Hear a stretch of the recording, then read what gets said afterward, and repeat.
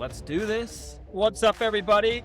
Thanks for tuning in to the Undrafted and Overconfident podcast on a Sunday, April 19th, 2026. I'm Jason Semko. With me, Brandon Digo Gordon. It's Christmas again, man. It's like we're finding the male Christmases left and right now. It's like we had the Masters and now we have the draft. Yeah. Best time of the year. No, it just doesn't seem to end. I feel like we're waiting for a lull. I don't know if we'll ever get one. No. Now we're in the full swing because after the draft, it'll be just picking apart the draft. Yep. And then it'll be, the closure of free agency. And then maybe after all of that, after the draft, after free agency, maybe you'll find out if you have a quarterback or not. Yeah, I don't know what's going on in Pittsburgh. It's the same story, different year. Dude, and he promised. It's like, you promised me. This is a toxic relationship you have with this guy. Yes. Aaron Rodgers. He's like, I'll totally call you. And you're just waiting by the phone. With bated breath. Yeah. Hoping for that. It's like, he's really a good guy, guys. Like, guys, it's no. And you compound that with McCarthy coming into town, and I wonder, they've got to be talking to each other. They know each other. They've got a history. How could they not? So he's like, listen, again, just come out and say, it's like, I don't want to go to OTAs. I don't want to do all that extra crap. So I'm just going to feign retirement for a minute until I don't get asked about, why aren't you at OTAs? Why aren't you at this? And you can just get away with it scot-free. Yeah. But again, it's like, we talked about this already, and I hate the guy for doing this to you. And that usually I love seeing you in misery, but I wouldn't wish this on my worst enemy's team. It's just a freaking nightmare. It's not like he won NFL MVP. No. He wasn't first team All-Pro. I mean, he didn't even make the Pro Bowl, and Shedeur Sanders did. I know. No, I know. He played, I think, maybe one or two good games all year. The rest were maybe a quarter in a game he played well. That last game against the Ravens to get into the playoffs, not great. Yeah. But somehow got in there. But yet we're waiting on him like he's Tom Brady. Yeah, I don't know. I don't know what's going on, but we'll get into it. I'm sure maybe it'll have an effect on what one of our first topics is going to be, the NFL draft. Yep. We are not going to go through the whole thing. We do not have the time, and we know we run long anyways. And, as much as we would take the whole, if we were doing this every single day, we would do 3 days of just draft. Oh, yeah. But we do it weekly. We've got lives. We've got jobs. Yeah. Until somebody pays us the big bucks, we're going to have to stick to just cramming the NFL draft, top first 15 picks. Yep. Plus, we'll bring in the Steelers because, one, it's your team, and two, they're the host. They're the host of the most this year on multiple reasons, but we'll get to that too. Okay. I'm driving right to that first because I'm excited. I'm excited for the draft. Me too. But, we love to talk about the weekend stuff, man. How was your weekend? Weekend was good. Did a little bit more work, of course. Okay. Went with my wife. We went up to your recommendation for the little nursery to get some more. You did? You went over to the nursery. Okay. I did. Yeah. It was one. But yeah, we got some mulch. Okay. Finished some areas. All right. Got the old green thumb going again. That was nice. Yeah, all right. So spent the day outside because, well, it's still hot as can be in our house without AC. You still don't have AC? Don't have AC. Oh, my God, dude. Today was kind of nice. The rain, it's a little cooler. It's manageable. Not any days in the 90s anymore. Okay. But, man, those first couple of days were rough. Yeah? Yeah, thankfully we have this pretty heavy duty unit that you kind of have to jam into the window so that it can take in the humidity and use it. That thing was a lifesaver. But anywhere else in the room you go, hot as could be. Hey. So it's we're hoping to get some traction tomorrow. Okay. Crossing the old fingers. Yeah. Parents are coming into town on Friday, or supposedly now. Supposedly now. now. I don't know if they're gonna want to. Yeah, with no heat. Yeah, we're gonna stay home for a little bit longer. They are from Florida, so they do like the house a little. Yeah, they hot. get a little humid, a little heat. So maybe nothing wrong with that. I mean, plus, I'm their son. They love me.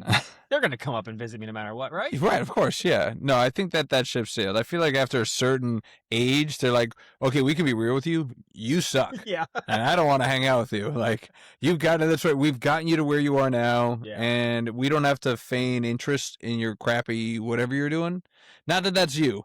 I'm not saying that. No, you're right though. But I mean, just in generality, it's just I think my parents adore me, but now when we were kids, they would drop what they're doing to help you or to be with you. Yeah. Not the case now. It's like there have been multiple times where I've invited my parents out for like, hey, we're gonna take the kids to this, or we're gonna do this, and they're like, we got better things to do. Yeah. And they're just like bounce, and I'm like, good on you. Yeah. You know, I'm not gonna. Their world does not revolve around us anymore. I think when you get to be that age, with you having kids and Yeah, everything, yeah. I think you'll fully kind of. Oh, absolutely. Yeah. I was like, you can ask me for favors, but I'm not always gonna say yes. Yeah. From now on. Yeah. And if you're doing something like we're gonna take the grandkids apple picking, I'm like, that sounds boring as hell.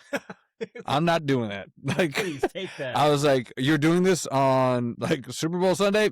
Pass. Like, I was like, read the room, man. Come on, I'm retired. Like, I'm watching football. Yeah. But yeah, that's cool. You know, you got the parents coming. Hopefully, so what's the timeline on the AC? You're getting it back? Is that why you want to hang out with me all the time in my house because you're like, I got no AC? Yes, it's nice and cool in I here. knew it. Yes, it is. I even cranked it down for you. Now I'm just rubbing it in your face. Yeah. I'm like, oh, it's so cool in here. I love it. Need it for it. I was like, I could get all sultry and just like rub ice cubes. I'm like, oh man, it feels so I can just good. imagine like the text. It'll be like when you were living in Hawaii. Oh yeah, It'd be winter yeah. in. And we just be out on a beach. Yeah. Yeah. Don't give Jimbo any ideas. Now he's gonna start just cranking those out Of course. in the fall. I'm surprised he hasn't. No. Well, actually, he has a few times. Yeah. But you like the nursery? You liked it? It's really nice. Yeah. Yeah. Not Bigger bad. than I thought. Right? That's what she said. Okay, okay, I got it in. We can move forward. No real excitement on me on the weekend. We're packing up for yet another trip. Going back to DW and Darkness State of Florida. But very far from. Very far from. Yeah. You forget how big my Florida is when you like pinpoint, okay, they're in Jacksonville. We're going to Miami. That's got to be a hop, skip, and a jump, It's like right? 8 hours, isn't it? Ugh, yes. Yeah. I was like, that's as long as it almost takes me to get from Central Virginia to Jacksonville. It's crazy, isn't it? Holy cow. It's a big state. It's a big state, and well, yeah, and it's a big country. But it's also, the traffic in Florida is just a nightmare in some spots. But yeah, it's like, I'm teasing Darkness and Dibby because I popped in Tampa like last week. Okay. And then I'm in Miami. I'm going everywhere except for where they are. You're trying to send some kind of message to them. Well, you know, the funny thing is, and DW will vouch for me for this, is that I failed to mention that we were recording while I was in Tampa, and he's like, if I had known, I would have driven there just to be a guest on the podcast. So shout out to DW making that, or potentially would have made that trek if I had made it known. But we're still getting our feet wet with this whole recording thing, man. It's still taking us forever to get this thing freaking working. And this one's probably going to botch. We know there's a few botches on the last recording. We don't know why. We're still tracking that out. Thank you for hanging through. We're still babies in this. We're babies. There's a lot that goes on that I didn't. You have no idea. Yeah, it's like we make it look great, but man, there's a lot behind the scenes. But yeah, so my weekend was, getting ready for this next trip. And we took the kids out, and we just got family tennis rackets because my son is doing tennis now. Hi. And it got rained out this morning. It had a little bit of rain. Yeah. So we're like, we'll just grab some rackets. We'll just all go out and play. And, man, it's like I'm a little rusty. Like, my wife's a little rusty. And my kids just... right now, I don't know what's with him with the racket. And because it's like, I'm like, okay, he played baseball. There's some association there. Absolutely. He's like, you're doing the same form, you're swinging. But for some reason, when he gets the racket in his hands...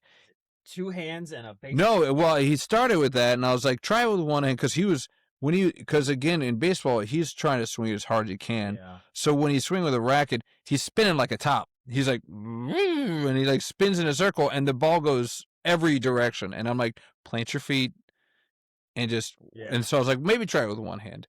Got a little bit better, but man, he's got some work to do. He's no Nadal right now. He's no Federer. He's young. Yes, but I got to start him early. Yeah.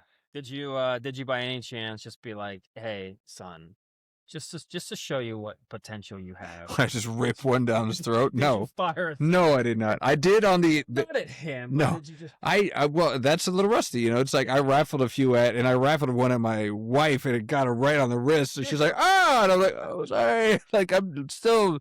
It's like I can't control these guns sometimes. Like, God, they just like, go off sometimes. But no, that was interesting. We'll see how that goes. Again, I know that we're called the undrafted and overconfident. I'm not overconfident in him going pro, but hey, if he can get a scholarship on some tennis club, Yeah, I'm all for it. that'd be great. Yeah. You know what else I heard? I was visiting some people, and we're going on a little sidetrack very early on this. But when I was in Tampa, I was talking with some of my coworkers that are down there. Of course, they're just talking golf because there's the Masters, and they're all golf heads. So they're golf this, golf that, and I'm like, yeah, golf, yeah, totally. I was Yeah, like, love it. I can fake it until I make it when it comes to golf conversations. You know, I know I do. yeah. Yeah. If they ask me about what's a dog ear like Dog leg, dog dog. dog ear left or right or something like that, or it's like that's a slice or that's a. I'm like, I don't know, is that left or right? I was like, I have no idea. So, but yes, I can feign it. But one of the guys, his sister plays on the college team for I think it's like Eastern Kentucky. It's not like a Okay. Division One, Yeah. but she got a full ride. And they were talking about how it's like these girl golf college teams, they cannot fill the scholarships. So I'm putting a club in my daughter's hand As you like should. now. As you should. Get a free ride. Look, we saw. There's a reason why all the 1 seeds make it in the women's basketball. It's not a lot of depth, There's not a lot. especially with TikTok. It was like, I don't need to go to college. I'm just gonna just do TikToks. Golf, swimming, Yeah, gotta be much easier. yeah. I mean, look, I love my sister to death. I did Yes. not think she was a very good soccer This is- player. Full ride. to Full ride. Division One D1, yeah. college. And I Yeah. was like, her? her. Shots fired to the Semko sis. All right, we're coming out hot. And congratulations, getting married at the end of June. Hey, Right congratulations! around my birthday, stealing my thunder. She's always, yeah, it never Yeah. ends with that Yeah. sister of yours. Playing soccer in college. I didn't. Garrett Yeah. taking that away from me. Well, you and my wife share a birthday, so now I'm mad at her because she's taken away from my wife's birthday. Yeah. The gall. of This her. is just the complete audacity. Maybe I just won't go. That's Do what. that. Wow, yeah, that'd be a harsh. It's like, sorry, I'm celebrating my birthday. Yeah. I can't come to your party because it's my birthday. First anniversary of my 40th. First anniversary, you're gonna be like it's like I'd say you're gonna be 21 like 5 times, Yeah. the ladies. It's like I'm turning 21 for the 5th time. Is there a joke I hate more than that? I can't stand that joke. Oh my god! Nails on a chalkboard. When I'm turning 21 for the 9th time. You're 30. Act like you're 30. Jesus. It's gonna happen. Like, Yeah. You're not fooling anybody. You look 30. Who are you talking to? Oh, no. Yeah, I know. Me? I look 30? I'll take it. I didn't feel 30 on our last podcast. I felt like I was about 80 on my deathbed when I was chomping down on that That was hot, man. Fuego chocolate. Again, I think you did it off camera. Or did you do it on camera? Right at the end, I did it on camera. Solidarity, we had the punishment. I did the flaming anus. I'm going to keep calling it just because you give me crap about, being a potty mouth on this cast. That's so fine. I'm just going to call it a flaming anus. Chocolate, and it was rough. There was one, I think I told you, it's like I went the wrong route. It's like I realized later I got to chew it up front. Yeah. And then let it kind of dissolve before it gets back there. The second one, I think it just right to the back of my throat, and I was like, "That's a spicy meatball." Oh, so my godfather, yeah. Yeah, that was not fun. That was not fun. But in solidarity, you took one little piece, and you got to feel the heat a little bit, so you knew I wasn't faking it. No. That was not fun. Like the side of my mouth, I chewed it on like one side of the mouth, and that side was almost like when you get like the dentist, like Novocaine. Like, it wasn't that bad, but you could feel it like tingling, almost numbing. I thought you were just like the old Head and Shoulders commercials where it's like, I put Head and Shoulders on this side. And Reagan said, I can feel the tingle on this side. That's what it felt like. It's like, I feel the tingle on this side. It's true, though. Yeah. Yeah, but I made it through. I know so many people were concerned. Thank you for, your concerns. I was telling Semko and a couple of you guys, I was like, total false advertisement, though. Way worse going in than coming out. I am happy about that for you. I am. It's either like nothing changed. So either false advertisement or I've got a horrible like exiting like issue, and it's like that was just par for the course. I have no idea. Maybe this is a sign. Maybe get that. I need it. Maybe I do. It's like, because again, it's like, it's not like we we don't talk about BM. It's like, hey, how was your BM this weekend? Like, you don't talk about that in regular conversation. So Maybe you know nothing but what's going on with you. You're like, this is normal, right? And then for all you know, you're like, oh no, that's terrible. yeah. And so you're like, wait, it shouldn't be like dark red when it comes out. For 5 years? like blood clots. It shouldn't be doing that. You're like, I don't no. think so. So yeah, maybe I should go check that out. But yes, I feel good. The next day wasn't great. I was a little worried because after we recorded, my stomach was not great. Oh, okay. It was like, and it wasn't like I was gonna puke or anything like that. It was just like, that was not fun. Yeah. What you just put in here. Did not like it. Maybe like the milk and chocolate itself, maybe that kind of has a Yeah. soothing. Yeah, okay. Yeah, because you're supposed to drink milk when you have something spicy because it helps like clear the coat. Like you're not supposed to drink water with spicy stuff No. because it like only like swishes the spiciness around. Did you know this? I didn't know exactly why, but I had always heard that. Yeah, Like, milk over water. Yeah. So the milk chocolate, and maybe that's why I was able to recover so quickly. And I was like, I'll just keep eating it because, like you said, at first it was like crap, but I made it through the pot last time. I didn't have to quit. It seemed like a couple bites, you were just like, oh, that's hot. Okay, back onto the segment. Whereas a couple of them, yeah. It kind of, like I said, it's all about how you Yeah. bring it in. That that'll really kind of just screw your day up for sure. But I'm glad. I'm definitely glad because I had nothing, like I said in the last podcast, nothing but positive benefits after the cold plunge, and you were just Yeah, gonna go. I know. Yeah, there's no "Oh, possible and then positive, more." no possible positive outcome for me. No. It was just like you're either gonna be normal or it's gonna be a bad day the It next was day. decently tasty. It for a wasn't. chocolate bar. Yeah, for a super crazy spicy chocolate Yeah. bar. Yeah, the chocolate wasn't bad. It wasn't like Reese's chocolate where they're using fake chocolate. No. I read that it was like legit milk chocolate. know. It was 100%. But what else is 100% is the draft is coming up, guys. We've got so much to talk about. We are not going to go through the whole draft. We're going to do the first 15 and the Steelers pick for, solidarity. We're going to do our picks. We're repping our stuff. We got our towels. We got our garb on. Yep. I even got some overconfidence. What hat are you wearing today? Smoky Mountains National Park. Okay, that's nothing. It's What do you... it's Tennessee though. Yes, I know. That I want Yeah. to bring you to. What? Oh, that's it. Yeah, that's right. That's the state that you want to. So, hey, maybe we'll see you drafting a Tennessee guy on this draft. Who knows? We'll see. Oh my God! Could it Spoiler go alerts. to a team that you're interested in? We'll see. A team that I'm interested in. Oh wait, maybe. Okay. I don't know. Like in a good way or a bad way? Probably a bad way. Perhaps. Yes. Okay. I kind of see. We're already kind of reading to it. But yeah, this is the culmination of so much stuff. People like the free agency obviously had an effect on it. We already had our first trade right before the draft. Huge. Dexter Lawrence going to Cincy. They're like, who needs a one of the best pass rushers in the game? We'll just bring Sexy Dexy into town. Dude, make all things better. He's probably wondering the defensive end. Yeah. Go. Yeah. He's probably sitting there thinking, I should have just left seasons ago. They're just literally going to pay Dexter Lawrence all this money. I know. Wouldn't pay me for like 3 years. That's a slap in the face. That's the business side of the NFL that I can't stand. Yeah. Because it's not like they didn't have the money. Yeah. They just did nothing that whole entire defense. Yeah, it's wild. And Trey Hendrickson's the guy that, for some reason, maybe it's just because it's a very boring name, Trey Hendrickson. Yeah. But yeah, he's like, all I wanted to do was get paid.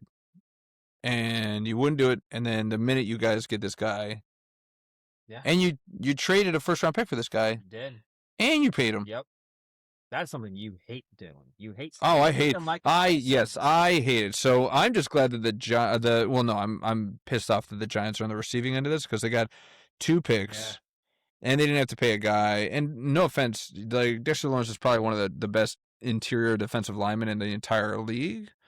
But I still think that this trade favors the Giants. With where the draft is and so many, like we talked last episode, so many really, really good players in the depth.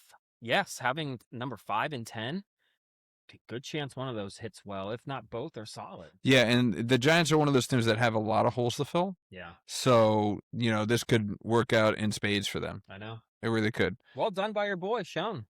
Yeah.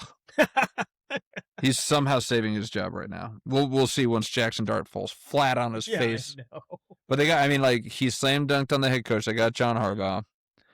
He brought over Isaiah Likely with him, so they're already trying to build, out that team. Yeah. So we'll see if they're able to continue to compound that in the draft. But yes, so the trades, obviously free agency has already kind of come, and that'll have ripple effects on what goes on in the draft because, I mean, again, it's not truly free agency, but the Rams got another trade, got the corner from the Chiefs. The Chiefs signed Kenneth Walker.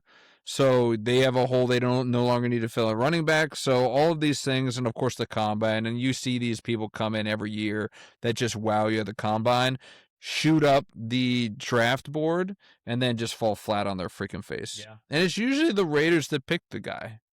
Saw it do it with Hayward Bay. Yeah. Henry Ruggs, now that was a different beast, but still they screwed the pooch on that. And they have a chance to screw this up too with the first overall pick. We'll get to it, but I mean, there's one speedster that I think could have probably gone really high in the draft if he was allowed to compete in the combine. Ooh. But for rules, unbeknownst to me, Yeah. wasn't even invited. This guy is as fast as Usain Bolt, and I'm not even exaggerating. But Usain Bolt couldn't go to the combine. Well, couldn't go to the combine. You want to know why? Why? He's a freaking robot. Oh no. Yeah, so China apparently there's like 2 robotics companies in China that have announced that they've got a humanoid robot that can run at speeds of up to 10 meters per second. That is 10 yards. Yeah. They can run 10 yards per second, which is right where Bolt is for his speed. Like, we are in Terminator days. We are in Skynet days. These things, why are we making these things run so freaking fast? I have no idea. But, yeah. We're just going to get to the point where we're going to be safe walking outside of our houses because we're going to have robots just running around. Just full speed. And you've seen all the They're only going to get faster. Well, they're only get faster, and it's like they don't have the ability to stop on a dime. Like maybe I'm not saying Usain Bolt, but you don't have that kind of reactionary. That Tyreek Hill. That fast, that twitch, Yeah. that quick twitch. Like how many of those you've seen them nonstop, and they still come on, even though they're doing advances in robotics of just the hilarity of these things just eating shit, like tripping over air and just falling flat on it. Imagine doing that at that speed.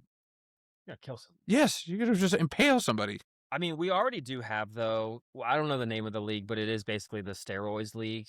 That I don't know if it's officially out there, but it's been looked at being started. I forget what it's called, but you can take whatever you want. Not going to test. Oh, yes, I do remember this. Hey, why didn't we talk about this in our wild sports programs? We should have. The steroids league. Yeah, and they had like a steroids Olympics, didn't they? Where they could just, I think it was. Yeah, they're like, yeah, Olympics, but there's no testing. Yeah. You do whatever you want, and we're going to see how much better we are, like hitting PRs and everything like that. But anyways, continue. But now we can have the all like robot league. Yeah. That's going to be scary. Remember the old, what was it, Robot Wars? BattleBots. Yeah. BattleBots. The BattleBots now are going to be crazy. They can run, and, like, you put weapons on it. They can stand upright as, like, humanoids. It's going to be, like, the combination of BattleBots and UFC. And See, yeah, that really just accentuates our bloodlust, right? Yeah.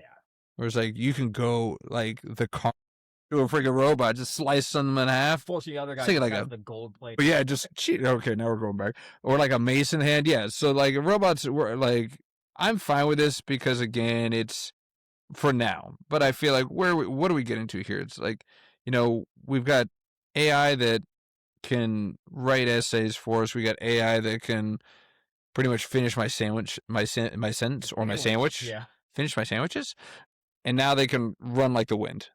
Like the only thing that is preventing these things from taking over the world is that, again, and it's the hubris of man, right? It's like people are just assuming it's like, oh, well, we'll already always be able to put things in place where it's like, you can't think autonomously. It's like we have to direct you. You don't think robots are like that's the hubris of man. Yeah. Like you don't think that these things are going to get smart enough to be like, I'm not going to listen to you. Why am I listening to you? I have self-control and I'm self-aware and no.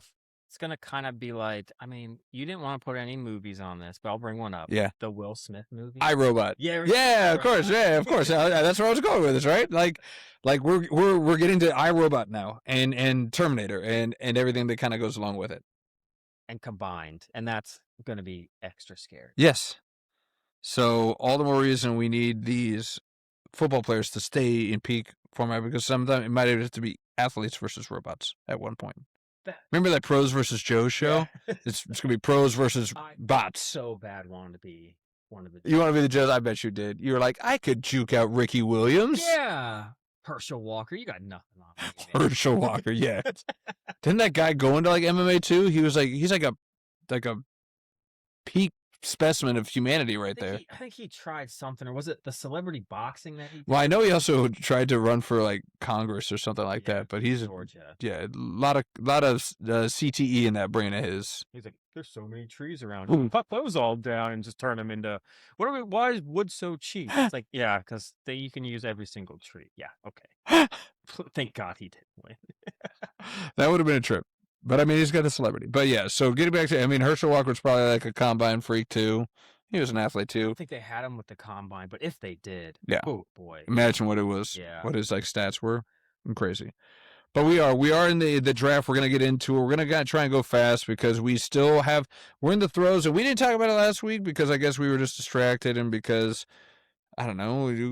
Yeah, it's like I got lost in your eyes. Yeah. It's happening now. Watching you eat that chocolate. Oh, man, that's what it was. Stupid chocolate bar. But the NBA playoffs are here. The NHL playoffs are here. We'll go over our picks. We don't have any bets. We didn't really think this through. And, they're the lesser of the four sports, right? The two lesser for us, NBA and NHL. I love watching me some NHL. Not so much NBA. Yeah. But for us, it's football and baseball. Yeah. So we'll have our bets for those. But for these, we're just going to do our rankings. But we got to talk about the playoffs for the NHL. We got to talk about the playoffs for the NBA. But we're going to start off with the big one. This Thursday, we got round 1. Friday, 2 and 3. And then Saturday, the whole shebang. 7. I'm really annoyed that my company's got their gala on draft night of round 1. Yeah, me too. We could have done a live. We could have done a live. We were talking about doing a live one. I was like, I'm literally going to be in black tie. Like, probably making a speech for my team. It's going to be a nightmare. No. Any way we can get a recording of that? Absolutely not. Oh, come on. That's work go. He's not fun. He's not fun. I can't say half the stuff there that I say on here.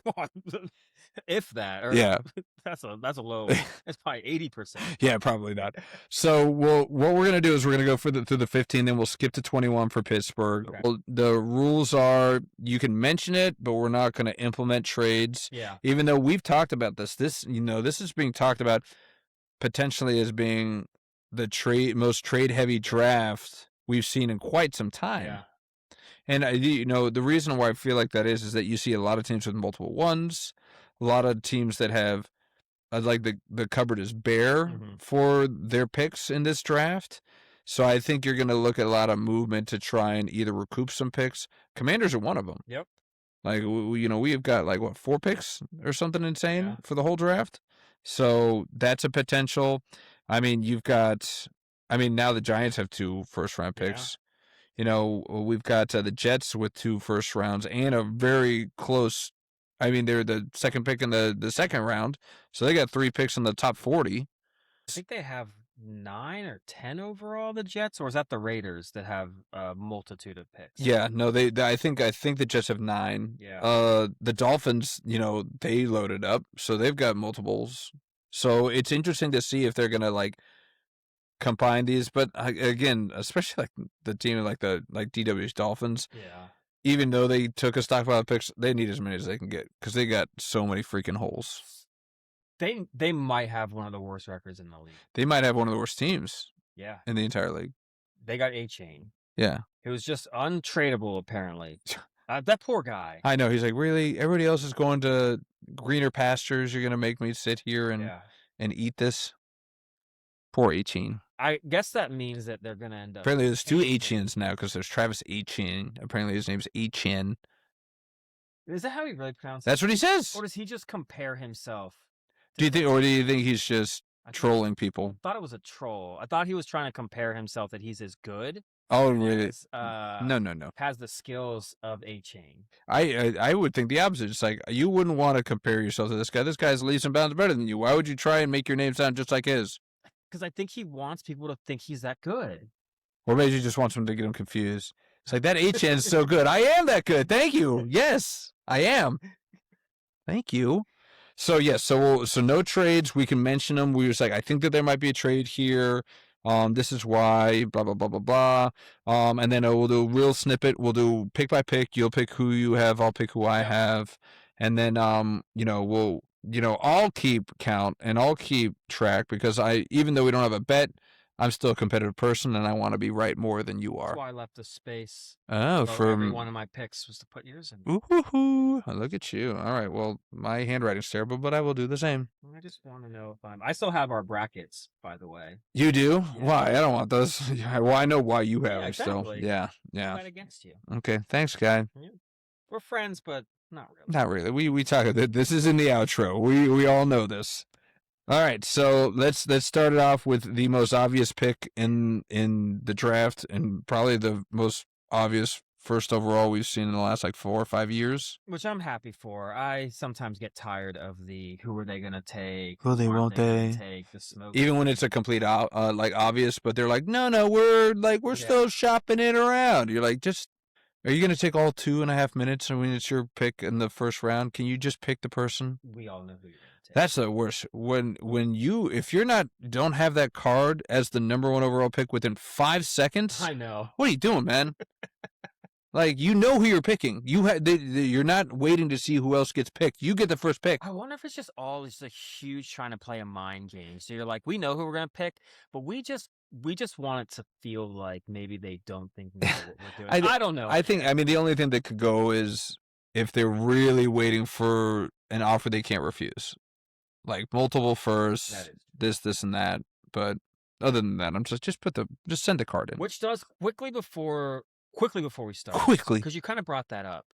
It kind of feels like with this Dexter Lawrence trade, does it almost just feel like the two teams kind of found the right place for each other, and rather than have Dexter Lawrence be disgruntled, try to have him in camp, the Giants were just, let's just trade him now, get it done with. The Bengals were recipient. I start to feel some of these trades are just happening quicker. It seemed back in the day, it was, this guy's on our team, and we're going to hold out as long as we can and hope that we can either get something more, sign him, but it generally ends up not going well. Well, yes, I feel like this is still the outlier. Because to your point, it's the whole Max Crosby thing is just a horrible disaster. They should have traded him last year. Yeah. They tried to trade him this year, and oh my God, what happened there? I know. And then the Hendrickson should have been traded 2 years ago for the Bengals. Start it then. Okay, maybe this will be the changing of the guard. At least you're hoping for. I am, because it just seems like, especially with the Commanders back in the day, just all this, what do we want to do? Yeah, bring it over to the Commanders. It always comes back to the Commanders. Well, just listen to the local radio. You would just constantly hear it, playing these games, seeing if you can get the most. When, I don't know. I know, having the media talk about it, asking the players isn't the biggest deal, but it's also, if you can get rid of a player that doesn't want to be here, that you're probably not going to sign, get him for something rather than we're going to wait till the end of the year and see what we can do. And then he leaves as a free agent or something. It's why not just make sure you can get something, even if it's maybe not the absolute max you could get, but just move on as the organization instead of having that have a lingering effect. Yeah, because you worry about what happens in the locker room. Does it have an effect? This guy just going to be moping around or talking ill of the organization. Yeah, just cut your losses. You're we know this is a fractured relationship, but I'm going to play devil's advocate. For each one of those, everybody thought the Myles Garrett Browns was dead and DOA, dead on arrival, because he was just I'm never going to do it. Just trade me, blah, blah, blah. Fractured organization. And then all of a sudden they just pay him what he's owed. And he's I love this organization. They're the best. So it's all's forgiven. Money heals all wounds, apparently. So I'm with you. Especially when it's your own team, you're just can we just have some kind of closure here and just wrap this up. Like, whatever it is, I'm just ready to be done with it. Yeah. Like, I understand the whole Terry McLaurin thing. Is that what you're referring to? Where it's just like, are they going to trade him? Are they going to sign That him? is one of This, the and that. yeah. And you're just like, just sign him. Just sign him. It's one of those get right deals where it's like, this guy's done everything for us. And he's been and again, you could argue that could have had effect on his injury last year. Is that we took him so long to sign. He didn't get to do OTAs. He wasn't practicing. He wasn't freshen up. I mean, that's going to be one of those you could angle it any which way and perceive it any which way. But no, I see what you're saying. It's like Dexter's happy. The Giants are happy. Bengals seem happy. So everybody's happy. Yeah. I like that. All right, back to the draft there, sir. So we'll do you and then me. Is that our usual? You lead. Okay, you're the man in the relationship. You lead. I'll set the tone on the dance floor. You are the closer. I am the closer. Okay, all right. You made that feel good for me. Thank you. All right, so the Oakland Raiders. Or the Las Vegas Raiders. Damn it! I even put Oakland right here. Jesus. Wait, Las Vegas? Did it again. Okay. Well, you heard it. I heard it. Well, easiest pick to have to go through. Let's just get it out of the way. It's Fernando Mendoza. Yeah. Yeah, there's no question there. It's been him since Indiana won the freaking national championship. Probably even before then. Even with Kirk Cousins coming there, he's a stopgap. I do like the idea, and we'll see. Again, we talk about changing the guard or like reverting back to the olden days, where it was like just because he's the first overall pick doesn't necessarily mean he has to start day one. Correct. They've got a starter. They've got Kirk Cousins. They do. He could start right now. If something happens in camp and they can just play it out and be like, you know what, we're just going to let him season, just kind of like see the finished product on the field and the speed and everything goes along with it. We're not just going to feed him to the wolves. Put in Kirk. But yeah, Mendoza's the pick. It has been, for forever. They got a new head coach with an offensive mind, and he wants his guy. We talked about this too. When a new guy comes in, they want their guy. Mm-hmm. They want their guy. For better or worse, they're going to be tethered to this guy. Yeah. It's a good guy to be tethered to. I mean, he's got, I said he's probably going to be a bust. But yeah, you hate him. Hate's a strong word. I hate Aaron Rodgers. I don't hate Fernando Mendoza. But I just think he's a good guy. I mean, he's a guy you would want to have. He's not Jamarcus Russell, okay? That's a low bar.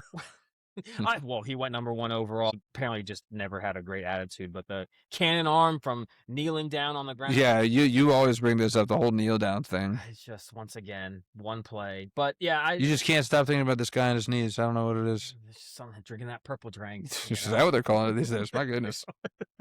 Yeah, get with the slang with these. Okay, yes. No, we're not bringing that on to this. We've done so good. Please don't tarnish this. You mentioned it last episode. I might have. But we got to move on.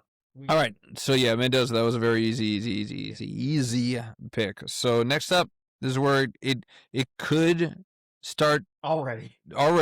Pick 2, Jets. Yeah. Jets. Who you got? I think they should take Arvell Reese. Okay. I really do. But it's the Jets. It's Aaron Glenn. That whole organization. For some reason, I think they fail whatever they do, so they're going to take David Bailey. Yeah, I love you. So you're like, you just assume because they are the Jets, you're like, you're going to get this wrong. Yes. You just are. And I don't think David Bailey is going to be as quite the impact as I said last episode. So I think the Jets are going to take David Bailey. All right. Well, this is where we diverge. Right. I am giving him the benefit of the doubt, and I do think that they're going to go with Arvell Reese. Okay. The reason for it is almost in the same vein as you saying I don't trust the Jets to do the right thing. David Bailey was more accomplished in college. His stats are better, but the potential is higher for Arvell Reese. So I think that the Jets are at this point where they're like, we just need to get the highest potential ceiling. Yeah. So we're going to go with Reese. So that's why I think I got them going Arvell Reese. But it's one or the other. Yeah. It's a coin flip. And you pray for whoever they draft. You're like, hang in there, guy. Just hang in there. Dante Moore at Oregon. I mean, he didn't come out of the draft, and I gotta believe it's because he didn't want to go play for the New York Jets. I mean, there's got to be something with that. And again, we talked to us. He's getting paid a lot of money. I mean, that absolutely. Sleeper on this one though is because again, the Jets, they did not complete a single interception last year. So the dark horse, Caleb Downs. It is. That's so high for a I know. safety, though. I know. And I've always been opposed, and we'll kind of get into this, so I'm not going to go into it too much, but I've always been opposed to a safety, especially in even the top 10. I know that we had one, Sean Taylor, and what could have been, Yeah. and he was incredible for us when we had him. But outside of him, outside of Ed Reed, It's like tough, man. I don't see Caleb Downs as being a Jamal safety Adams, guy. isn't he on his like third team in like 5 years? I think what's his name? Barry went pretty high. Eric Berry. Eric He went in Berry. the top 10. I Yeah, think it was 10 for the Chiefs. And he was great. he was. You know, definitely a difference maker on the defense.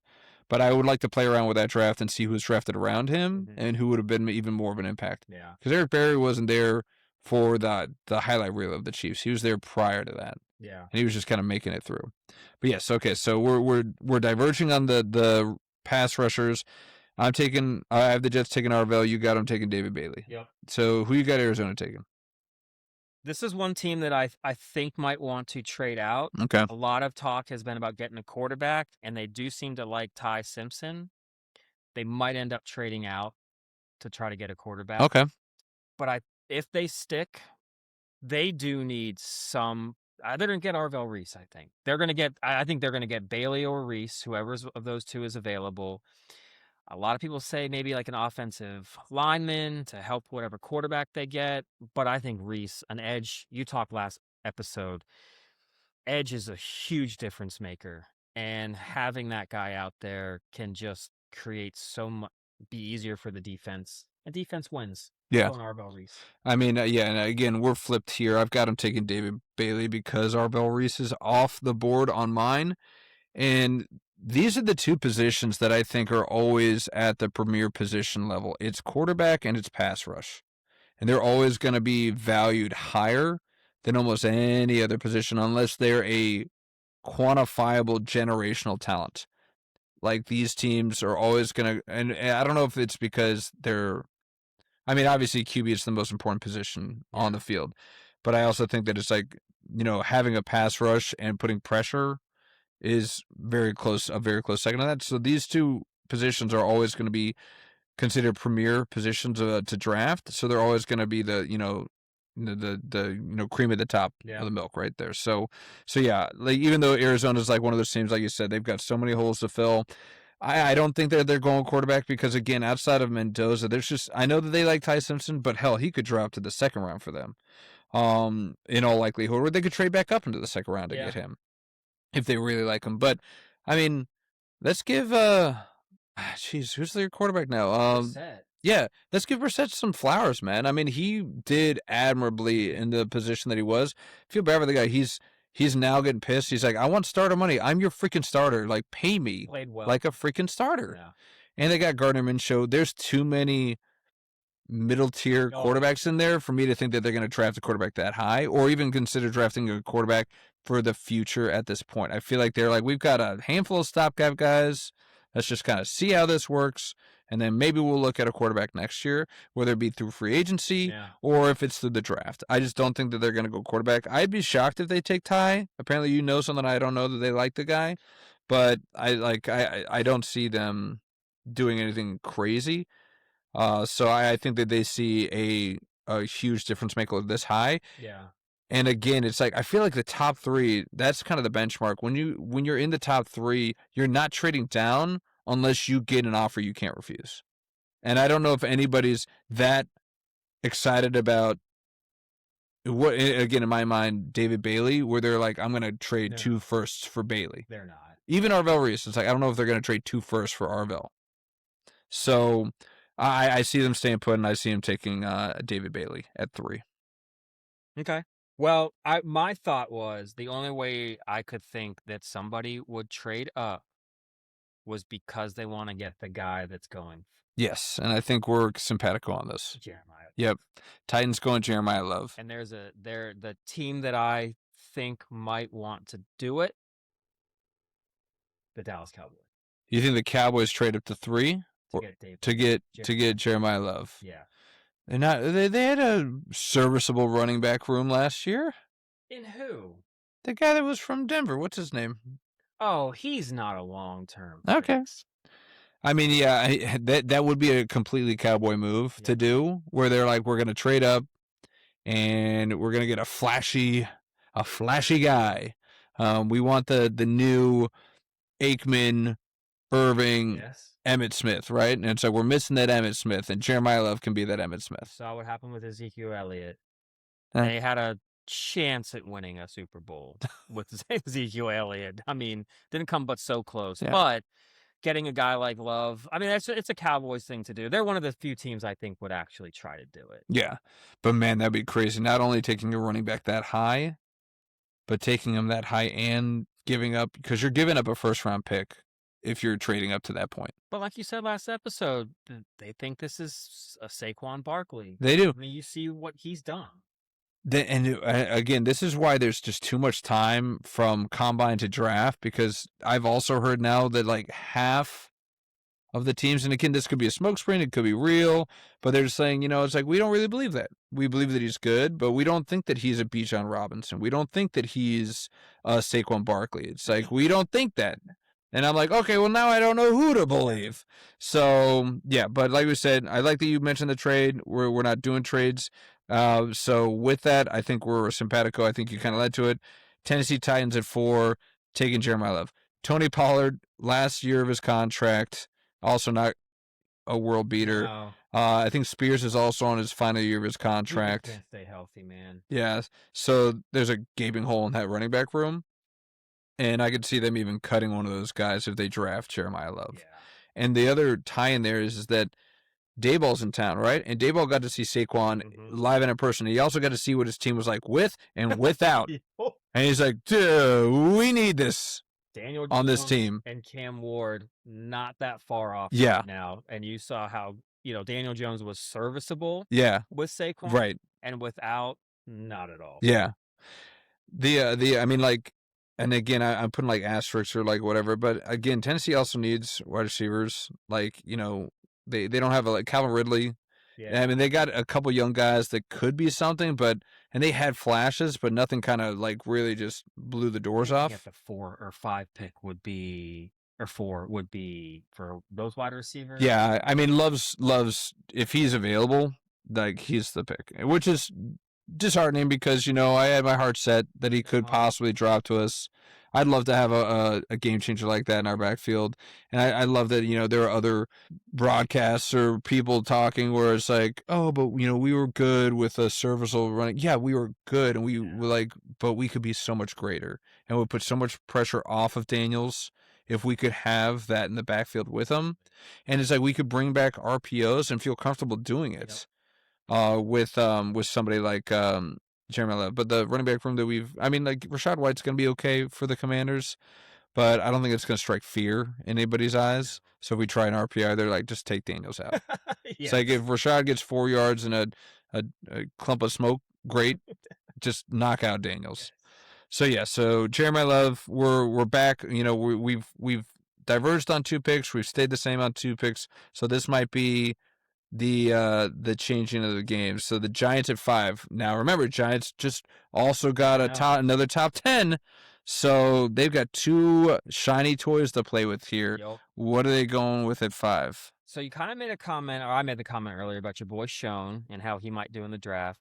I still don't know who's actually leading that organization. Is it Sean or is it Harbaugh? That's a good Remember question. those awkward questions? Oh, yeah. Who's going to have this say? And John's like, well, I'm not really going to answer that, or however he did it. But he didn't give specifics. Yeah. John Harbaugh had Ray Lewis right there in the middle of his defense. Sonny Styles, baby. I'm sorry. I think John Harbaugh is going to have his handprint on a lot of this. You didn't pay him all that money. He's got all those accolades behind him to not listen to what he has to say. After Schoen has fumbled and bumbled just about everything, I still don't know how he has a job. But it seems apparent that he's not going to have as much say. Yeah. And I think Harbaugh is going to want. He probably won't be Ray Lewis. I mean, Ray Lewis is that, but having a strong signal caller, leader of the defense, is Sonny Styles. Yeah, I am I am very terrified that that's going to happen. So just maybe out of my personal fear, I did not pick this. Everything you said, it's lockstep, and I'm so angry that the Giants have some of the same holes that we do because they're going to be going after a lot of the same guys. And now they're surrounding us. Yeah. They've got 1 at 5 and they've got 1 at 10, so they're in front of us and they're freaking behind us. So I don't like this at all. Sunny Cyrus makes all the sense in the world. The only reason why I'm going to pick somebody else other than my own personal hope, because I think you know where I'm going at 7 for us, is I think that he might want some more help for his young quarterback. Okay. And Neighbors is coming off a bad knee injury. They just got rid of Wandale. Wandale's gone. They did. They got nobody in that wide receiver room is bare. It is. And I'm thinking when they get 2 picks in the top 10, they're like, we can go safe and measured with one, and then we can go big on another one. Carnell Tate was the Robin to Jeremiah Smith's Batman. He can be the Robin to Malik Neighbors' Batman. So I think since they got the 10th pick, they're like, we can go something and we can do something a little bit different at 10. Let's try and hit a home run and let's try and get some more fireworks. Carnell Tate, 5, going to the Giants. I think that he was slightly behind Sonny Styles. I absolutely see that though, because you're right. He would be once again Robin. I could see either one happening. Yeah. I've kind of flip flopped who I thought they were going to take in there. The other one, again, and you talk about Ray Lewis. You know who else John Harbaugh had anchoring that defense? Ed Reed. Mm-hmm. So the other dark horse for me is Caleb Downs. Yep. He's going to be the dark horse on a lot of these picks for me. Me too.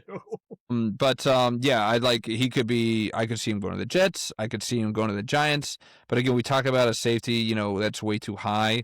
So maybe not. So yeah, I got Carnell Tate going to the Giants at 5. Yeah, that I'm worried that might be the pick, especially now that they did get. I don't know if they would have taken Tate if they didn't get the number 10 pick. Yeah. But yeah, so a high percentage now that might happen. All right, so let's move on to probably the most. Just what a total S storm Cleveland is right now. They got a new head coach, Ted Monken, coming in from. He was with the Ravens. And so is he going to try and have that same kind of mindset on the offensive side? I'm not sure. We got quite a quarterback battle going with Deshaun Watson. How is he still potentially going to start in the league? I just can't Deshaun Watson can't say Mano, can't get rid of him. And then, of course, you got, everybody's most polarizing quarterback in the league in Shedeur Sanders. So Pro Bowlers don't. So a lot of interesting things. They lost their DC because he was bitter that so all hell's breaking loose up in Cleveland right there. Who knows where they could go here? They need some stability. Where do you think they're going here to get some of that? They need everything. Yes. I don't like the pick I'm going to take because they could go with so many other things. But they don't have a lot of good quarterbacks. They need someone to throw on the football too. I think that's where they take Carnell Tate. Okay. It might ruin Carnell Tate's career going to the Cleveland Browns because I didn't want to put him there because I like it just seems to be all around just a great dude, good to have in the locker room. So I think they're going to take Tate. Okay. Carnell Tate to the Browns. Yeah, just Judy and Tate, they can commiserate together. Yes. It's like, can you believe what we're doing here? I know. What is happening? I think that Monken's probably in. He's like, okay, I got Judkins. Granted, he broke his freaking leg. Yeah. But I got Judkins. I got Jerry Judy. He's a serviceable one, you could argue. And they got their tight end of the future in Fannin. Yeah. So he's like, I feel like maybe he's thinking, I got enough offensive weapons right now that I don't need to go. I'm not going defense. What I am thinking is they're like, kind of what we're thinking. It's like, we're a complete S show. And we can't go for potential or we can't go for flash in the pan. We need somebody that's going to be serviceable for us for 10 years, 15 years, so that when we are finally at least turning the corner, this number 1 pick is still around. Yes, okay. Not a guy that we're going to lose in 4 years because it's like, I'm never re-signing with you. This is a nightmare. So I think that they're going to go back to the the trenches, and they're going to try and shore up that offensive line. So I got them taking the Hawaiian, the Francis Mauigoa. Okay. Mauigoa. Yeah, Mauigoa? I think. Okay, you knock me on my pronunciations. I don't do well with the type terms. You see, the trick is to pronunciate every vowel. Okay. Mauigoa. Mauigoa. It's probably Mauigoa. Okay. Yeah. But yeah. 6'6", 330, Yeah. just super light on his feet. Took care of your boy Carson Beck for the longest He time. did. No, he's great. So I think that they're just gonna go with the safest pick here because there's so many uncertainties on the Browns team, and they're like, we are likely to be able to retain this guy for a longer Like time. the next Joe Thomas. Exactly. There. That's Okay. exactly what I was thinking. So I got them going somewhere safe because there's just so uncertainty everywhere else. I hate admitting it, but I do actually think that's probably the best pick that they should make. That's good. Whether they will or Whether they not, I mean, that's a whole nother story. All right. So now it is the pick. Yep. Yep. We got the Washington Commanders. We just got our new jerseys. You saw the new jerseys we were rolling out? Already just causing such a stir. I know. Can we just stop nitpicking absolutely everything from using the spear to you actually can't the spear couldn't go through a W like that. Oh my God, I enough with that. Like I just want to can we just live in a bubble now? And stop trying to expand so much. Nothing is ever good enough. Only thing that I gotta say is like, I know, and this is again polarizing from a local fan standpoint. There's the camp of love the black jerseys and the camp of those aren't our colors. Yeah. I'm in the camp of those aren't our colors. It's an alternate jersey though. It is, but they keep bringing it out. Yeah. And it's like black has never been a part of the Washington, color scheme before a couple years ago. So this throws me. It's when I turn it on, I'm like, who's playing? But So it should remind you of the black shirts and the brown. I know, but that's not the Commanders. God, you saw their defense? They are not black shirts. No, they're not. Good God. Which is why I'm going to go first because this is my team on this one. Which is why they're going to try to go back to the black shirts, and they're going to earn that black shirt. Sonny Styles at 7. Let's go. Pipe dreams. Yes. Bobby Wagner, he's getting along in the tooth. Yeah. Can't have him manning our field. This guy could be the anchor of our defense for forever. Yep. He's oozing athleticism. Smartest guy. I watched interviews with like these Ohio State guys that are just nonstop. This guy was, enrolling early. He's one of the smartest guy in the room at all times. It's like he checks every freaking box I want him to. So please, please just drop to 7, please. Yeah, that's going to have to be the hope that he drops to 7. Yeah. That's what I'm hoping. I'm actually kind of rooting for you. Thanks, guy. But that's not what you're picking. Well, I already Sonny already went bye-bye. So in my world, the Commanders are trying as hard as possible to trade out of this spot. Yes, that's the other piece. Yeah, but you go ahead and I'll circle behind you. Because without having no Jeremiah Love, no Sonny Styles, there really isn't a huge difference maker, I think, for that team in there. If they can't trade out of it, I got my team. I got the team wrong. It's not Tennessee. It's the cornerback from LSU. But I think you get Mansour Delane. You think we get Delane? Yep. So you have us no Caleb Downs and taking the corner. Correct. Okay. Mansour. I think didn't the Commanders get a safety? You got some guys that are okay. They're okay. Like we got is a bigger name. Yeah, but I mean, I know so little about Dan, and I was locked in on Jeremiah Love, and I was locked in on Sonny Styles. But let's circle back. It's like, yes, absolutely. If your draft folds out the way that it is, and Sonny and Jeremiah Love are gone, and Carnell Tate, because you have them going to the Browns. Yeah. We lost out on the 2 best pass rushers, even though, I know we got Clavion Chasen from the Patriots. Yeah. You can never have too much pass rush, especially one of these guys. But they're going to be long gone by the time we pick. If Jeremiah Love, Sonny Styles, and Carnell Tate are left, we either take Caleb Downs there or we trade down. Okay. Those are the 2 options. I don't see Mansour Delane I like it's gonna be either downs or we're trading down. Okay. See what I did there? Downs and down, Sounds down, down, eastbound and down. going downtown. Right. Okay, Fallout Boy. All right, so Sonny Styles for me is gone. He's been long gone for you. You got Monsieur Dehaime gone. So at number 8, the Saints. You got them taken. I know the Saints just lost Cameron Jordan. Big void to fill on defense. I think the Saints think they got something with Tyler Show. We talked about Olave. I did want to come back to that. I think Olave, if healthy, is a legit number one. Okay. If he's healthy, is a legit one. Okay. But he's just never healthy. That's a big if. Big if.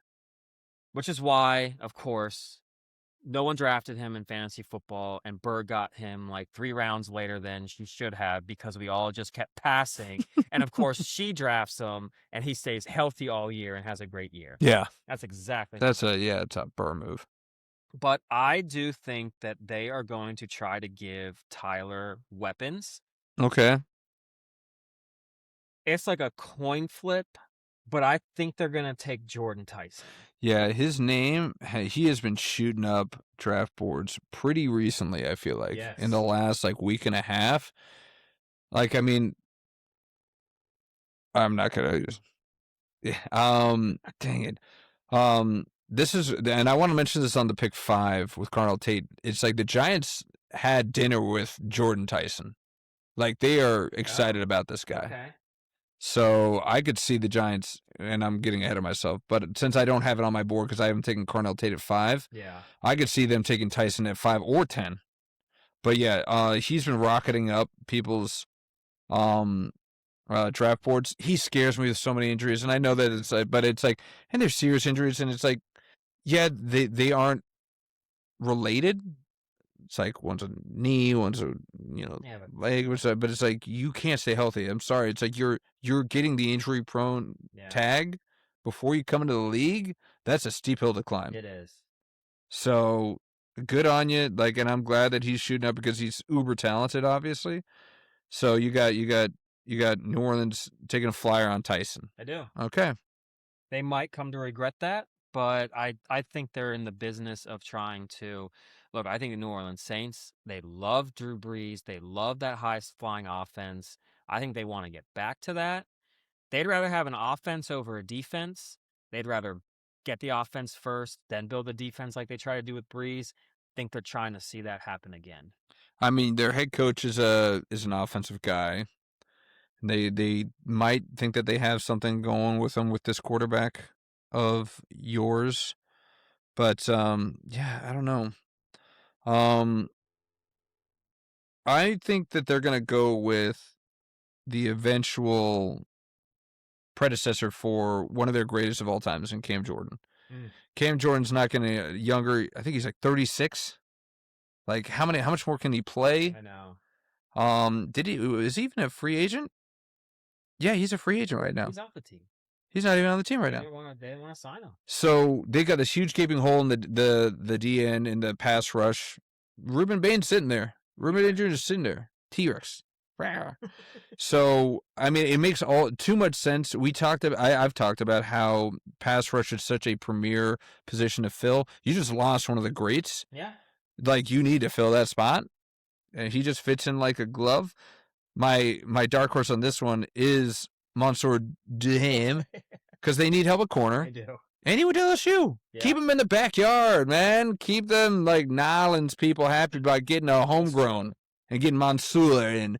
What a hell of a name, Mansour. He sounds Cajun. A little bit. Doesn't he? Fits. Mansour. Get that gumbo. So Ruben Bain with an asterisk on Mansour Dehaime, but I'm going with Ruben Bain, so you can write down Ruben. I wrote Ruben. All right. Now up to KC somehow in the top 10. I don't know how they're in the top 10. No. It seemed like they were in the Super Bowl 2 years ago. Somehow they get a pick in the top 10. That doesn't seem fair, but, we'll see. Hey, you have one bad year. That's all it takes. It's don't happen. Yep.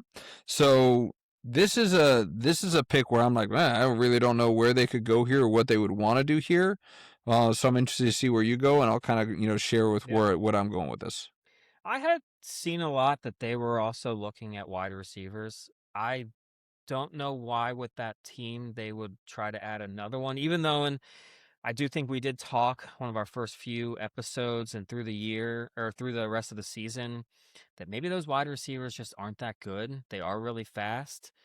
I just don't know. You've got so many of them. They're under contract. I don't know if you add another one in there. Yeah. They do need some defensive line help. They need some edge help. Karloftis is good.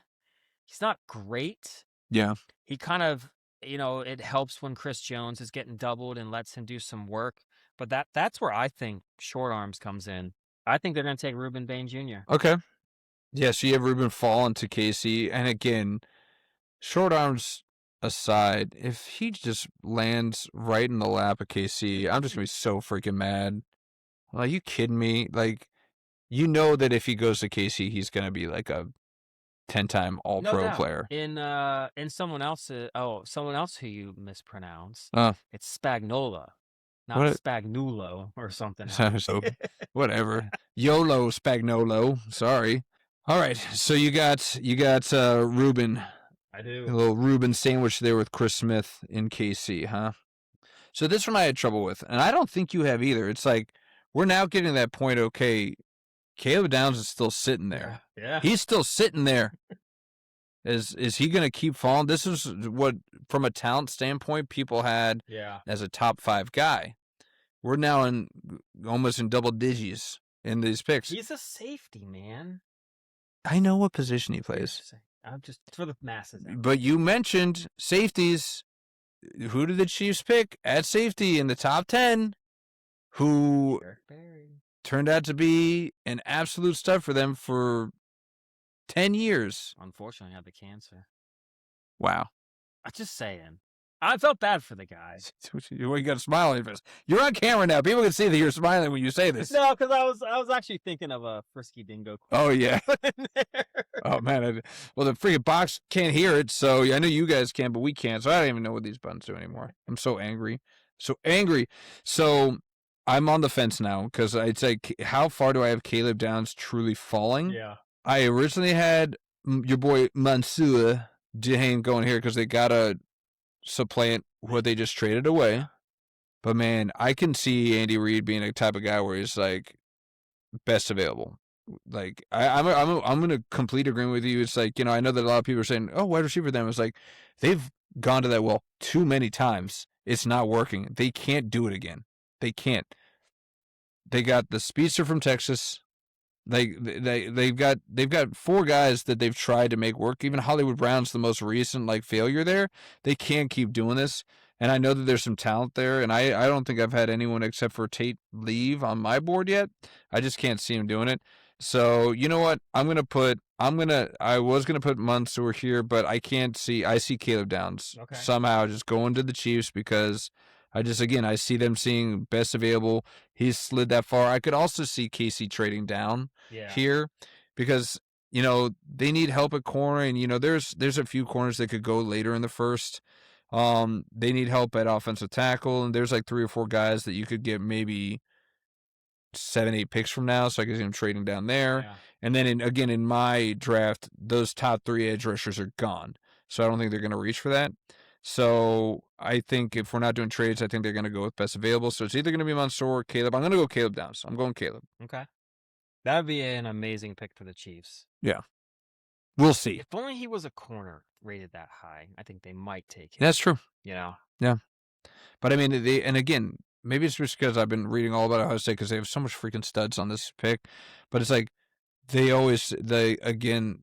they say is that this guy is just so intelligent. He's always like a step ahead of everybody else on the field. He's and Spagnolo would be foaming at the mouth to have this guy on his team.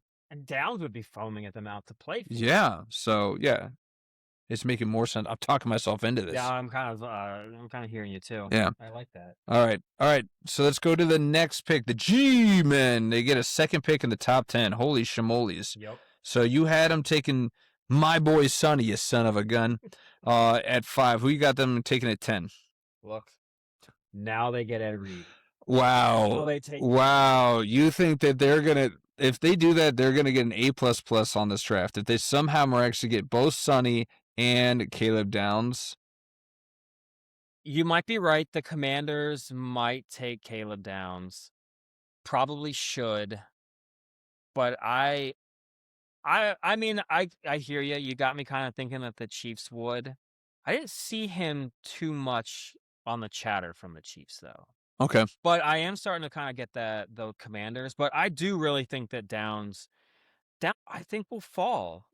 I mean, he could go 5, but I think the Giants would be the only team to take him 5 and below. I don't think anyone's gonna take him earlier. And yeah, I think he's just gonna keep falling, and the Giants get an A+ draft.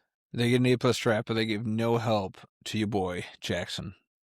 Jackson with an When X. you got players like that available, I don't know if you can You pass don't. them He up. doesn't get. He has to take a hobbled Scatterboo and a hobbled Neighbors And and Isaiah likely. and he could have a dominant defense. He could. And I know that. I He's know. one with not great defensive Yeah, he won a coordinators. Super Bowl with probably one of the worst quarterbacks that ever won, Trent Dilfer. Well, that wasn't John Harbaugh. It wasn't. No, that Oh, was that was. You're right. he was the Bill something. oh my god, he was on NFL Network. Yeah. That's gonna grind Grind your gears. years. All right. Well, I think that he is going to try and Billick. Billick. There's a double B for you. Well, again, I think that I still think that Harper's going to read the room. He's like, okay, we just invested our first round pick last year on a quarterback. Not technically my guy, but he's my guy. I've inherited. I've chosen you guys over multiple different teams, so I'm going to do everything in my power to try and get this guy right and make him the right fit. So you cover that in the skills position with Carnell Tate at 5. That was their let's go sexy pick. Yeah. So now they're going to go safe. And they're going to try and protect him at all costs. So I think they're going to take the tackle out of Alabama, Caden Proctor, Okay. at 10. Completely different. I went defense, you went offense. I know. See who knows the Giants better. Yeah, It's probably you. Because you know Harbaugh. He was in your division for the longest time. You know Harbaugh. But again, it's just I'm trying to read. They've got so much pass rush that's capable on that Giants defense. So I think that they're going to lean on that pass rush. Okay. And they're like, what do we need? We need to shore up our offense. Because our offense was poopy last year. It was. And we saw Jackson Dart get like probably one identified, but probably 5 true concussions last year. Yes. We got to keep him upright. Let's get him some safety, and let's get him another weapon to kind of shore up that group. So that's where I'm going with this one. Trying to support that supposedly franchise quarterback. Yeah. And I'm hoping that Harbaugh can talk some sense in the guy. Actually, I'm hoping he doesn't. I hope he just keeps getting concussed, and he'll have a glorious life because he's getting paid millions, and his girlfriend's like a smoking hottie. You just jelly. Yeah, a little bit. Yeah. You really don't like him, though. I don't like him. I don't like his swag. I don't like his, like it's just something just drives me nuts about him. I don't know. I can't place it. I don't know if it's I'm trying to get off the hate train. You're putting me back on the hate train. Toot toot. All aboard. Toot toot. All right. So okay, now we got a fun one here where this could go all sorts of different ways. We got the Dolphins. We got DW's Dolphins. DW, you're not fooling anyone. You're not a Seahawks fan. You're a Dolphins fan. Stop pretending you're a Seahawks fan. I love that bit, though. Yeah. Him and Ill Will, both are Seahawks fans. They're the 12th man. Yeah. Who's the one? Who's the 2 there in the 12? And Ill Will and DW. DW called it first. So he's the 1, and Ill Will's the 2. Okay. Miami, Jesus, you could go pretty much best available here, I suppose. But who do you got them taking So at 11? I actually just went straight best available, and more I looked at the draft, I was like, I just can't imagine one of those offensive tackles not being taken in the top 10. But I do, and I think that Francis Mauigoa, Yeah. is going to go to the Dolphins. That would be a hell of a tumble for him, and I mean, they'd be protecting, I guess, their franchise quarterback in Malik Willis. It's almost the way I'm looking at with your Browns. Have a guy there who's going to be there for when the team is ready to build. I mean, A-Chain is their only guy, so maybe they want to at least make sure they can run block for him. Yeah, that's true. They're just going to, or pass block so that they get enough time for A-Chain to run that choice route and just, he's got to go like number 1 in fantasy football, right? A-Chain? Maybe. I mean, spoiler alert here. Yeah, maybe. I mean, it's just, he's going to get, if you do PPR. I don't know. It's like, I'll be honest, and if Bijan's there, I gotta take him. He's just so Yeah. reliable. But anyways, we're not talking about our No, draft. What are you doing? I'm We're talking about the real draft, not our fantasy draft. So you got Francis. Francis going at 11. So the Dolphins are one of those teams that has a lot of picks because they traded away Waddle. They got a handful of picks back. Good They trade by them. yeah they they cut to a lot of dead weight, dead money there, and they brought in Malik Willis. They brought in the Packers defensive coordinator, and maybe I over analyze, okay, who's coming in, and it's a new coach. I'm like, who's coming in? Is he on the defensive side? Is he on the offensive side? What are they going to do here? I go back to when D'Amico Ryans became the head coach for the Texans not too long ago, right? I was like, he's definitely going to go Will Anderson here. They didn't technically. They actually went with C.J. Stroud. Yeah. Horrible pick, C.J. Stroud. But then he traded back up to get Will Anderson. 2-3, right? Highest paid non-quarterback in the league right now. And he's well deserved it. Yeah. He's a hell of a player. So I keep going back to that. I'm like, they're gonna want to go with what they're familiar with. So it's like I wanted to go defense for the Dolphins, and on my board, Mansour Duhaime is still there. Don't write it down. Nope. That's not who I'm picking. Oh, okay. So I was thinking of that, but at the same time, I was like, they just got a new quarterback. That cupboard is bare at wide receiver. They got nobody. Nobody. You can name me one person on that team, on that Dolphins team, wide receiver. Dwight. So you know what? We got to take we've got a lot of picks. Let's try and hit a home run on this first one. Let's get a guy that Malik can throw to. I got Jordan Tyson going to the Dolphins at 11. If he's still available, that is. Yes, you've got him going at 8. I got him going at 11. Jordan Tyson. Poor Jordan Tyson. Poor Jordan. I was like, all the injuries, that wasn't punishment enough. Now I got to go to the Dolphins. Yikes. But I mean, again, the sky's the limit of the sky if you can stay healthy. I know. So talented. They need a true one. Other than like Jamar Chase, what guy, a rookie, can come in and be a 1? It's hard. I think that is like one of the kiss of deaths in the NFL. You draft a guy, a wide receiver, be your 1. You don't even know what it. Even Justin Jefferson, he didn't come on until the second half of that rookie year. Yeah, and that's Justin Jefferson. Yeah, but yeah. And that's what I'm saying. Even him. Yeah. Randy Moss. There are a few. But I'm kind of teaching your point. It's like they are the outlier. They're not the norm, right? But no, I mean, I don't know anything about their new war room. They got a new GM, they got a new head coach. I think they're going to be just floundering. They're like, okay, best available. But again, I could see him either going Jordan Tyson or in my draft, Duhaime because he's still there. But I'm going Jordan. I think we're going to know real quick that Dwight is still a Dolphins fan when they botch this draft and he just has like a paragraph long post, like multiples of them after each of the awful picks. Yeah. Could have picked this. Is he gonna take a shot of fighting cock for his own pick? Worst pick of the draft. Clank. Probably before the pick's even taken. He's just like, I already know what this is.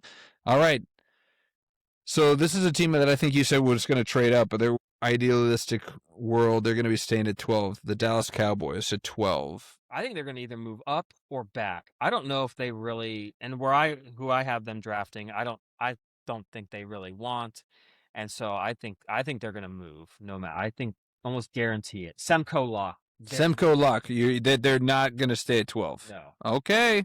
Unless somehow. Unless. Like say Caleb Downs falls that far. But I still think they're going to move. Okay. But if they're staying, I think they're going to get Caden Proctor. You think they're going to get Proctor? Yeah. Okay. I think that. Do they need help on the offensive line? Them Cowboys? They do. Okay. I think that's one of the. Well, that's the thing. I don't think anyone that they need help with is necessarily super available. That's why they either want to go up and get somebody or just draft or fall back and maybe get a couple more picks because they don't need an offensive lineman. But that's where I think a lot of these picks where these guys are. You've got also the tackle from Utah in there. They don't need wide receivers. They don't really need a tight end, I think. So I just think where they're at, they'd rather trade back and accumulate some picks and get someone else. Yeah, they don't need wide receivers. No. I got your boy. You just let walk away, Pickens. He's a cancer, man. How long before he blows that wide receiver room up Oh, it's the in second for Dallas? 2 games he gets 3 targets and has, like, 2 catches in 2 straight. Especially after he had a monster season last year. He's like, you know what I can do. Exactly. You know what I can do. Yes, you're doing it right now. Being an that's incestuous prick. Diseshu, Yeah, I don't know. what do you know that I don't know? I don't know. I He's keep just calling this guy Mansour Duhaime. It's Delane. I'm a freaking idiot. Can't read. Need my glasses. Well, I just kind of spoiled it. I got Dallas. I got Mansour falling this far. okay. Their corners are garbage on Dallas. Their defense was horrendous. We watched it all year. All year, people just smoking them on defense. This guy, the number one corner, falls to him at 12, Mansour Delane Okay. out of LSU. Trayvon Diggs is obviously not the answer. They pay that guy a bunch of crap money, and he's just looking like god awful. Yeah. So I think they're going to try again. They're going to go with Mansour Delane Okay. at 12. But I'm very much in the same boat as you, where I could see them trading up if they want to make a flashy pick, or trading down, because in this, like, what they really want, I'm sure, is another pass rusher. They don't see anybody they would want at that 12 spot Yeah. of value. They're like, we could go down, we could get somebody, or maybe we go up and try. Maybe they go up to 3 to try and get David Bailey or Reese, whoever kind of is left over there too. But outside of that, yeah, I don't know. Or to your point, if they trade him and get Jeremiah Love, they really just kind of blow the doors off. But I'm going to go with Mansour at 12. Okay. All right, so next up, lucky 13. You got the Rams, the LA Rams. Your Rams. Oh yeah, you boys. Yeah, you love you some ramming for sure. Well, who you got, man? Come on. Who you got? The Los Angeles Rams. I think they're looking to fill the void left by I already forgot his name. Aaron Donald. Oh, okay. DT. All right. Yep. I think they're going Akeem Massador. You doing I Matador? do. Okay. I do. All I right. think they feel like they've got the offensive pieces. Okay. They just need to shore up that defense a little bit better. Might take them over the hump for a Super Bowl. Yeah. I don't understand it, but I've seen a lot of mocks, and I know that you're trying to go in blind because you're like, I don't want to be distracted by what other people are saying. Yeah. I've seen a lot of mocks having Makai Lemon going I here. just crossed him out. I don't think they're going to pick him. That just seems like a luxury pick. Yeah. I mean, yes, Devontae Adams is getting older. He had a resurgent season for you guys. Yes, Puka is messed in the head. Yeah. Still a great receiver. Maybe they know something about Puka we don't. Maybe they do. Maybe they do. But yeah, all the buzz is on Makai Lemon right now. I love Makai Lemon. Yeah. I think I told you that. I thought that he was really just like the interviews were overblown for him. And I think that he's a standout and he could be so incredibly great. I just don't see that here. I see that being a luxury pick. Why not pick a guy that can continue to help you protect your most valuable player in Matt Stafford? Their offensive line was not fantastic last year. He did have moments where he was scrambling around for his life. Yes, sir. So I got them taking the big man out of Georgia, Morgan Freeling, at 13, because I already got Proctor off the board. And again, if I could rank premier positions in drafts, it'd go quarterback, edge rush, and then tackle. It's true. So it's like if you're looking at best available here, I think they would take him. If it's Proctor or Freeling that's available, I think they're going to go offensive lineman there. To protect the other Bulldogs. There you go. Yep. Yeah, full circle. I like it. That is a good pick, man. I'm sleeping on the offensive lineman. I don't know if I just want to go for the sexier guy. He like the My sexy. draft, but yeah, offensive line. I don't know. I feel like you're right though. They are just offensive tackles. They are just what's really gonna make your team better, and you're not gonna notice it. Well, and you were going on the other side. You know, you went in the trenches. We talk about like we both are in the frame of thought of good teams win in the trenches. So you're just going on one side and going on the other. Yeah. That's it. All right.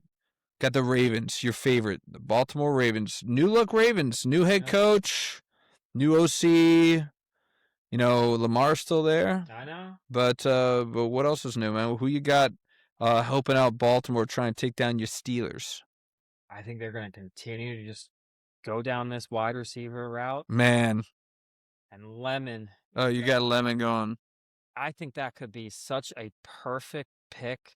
Once again, that front office just has probably the best wide receiver in the draft, sitting right there for him to take. Yeah, that does seem like just a Baltimore move where they just have Yeah. the best thing available that they need. Oh, this is exactly what we needed. Yes. It just fell right into our laps. Yep. Kyle Hamilton all over again. Freaking Kyle Hamilton.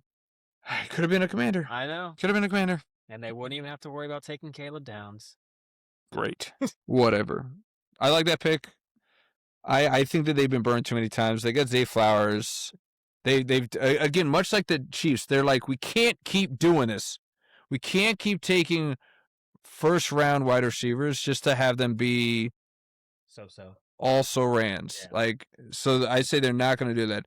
I think what they are going to do is they're going to be like, okay, Lively's gone. Mark Andrews is a year older. Nah. I got Sadiq. Okay. I got Kenya Sadiq from Oregon going to Baltimore to fill what likely left. We know that Lamar Jackson likes throwing to his tight ends.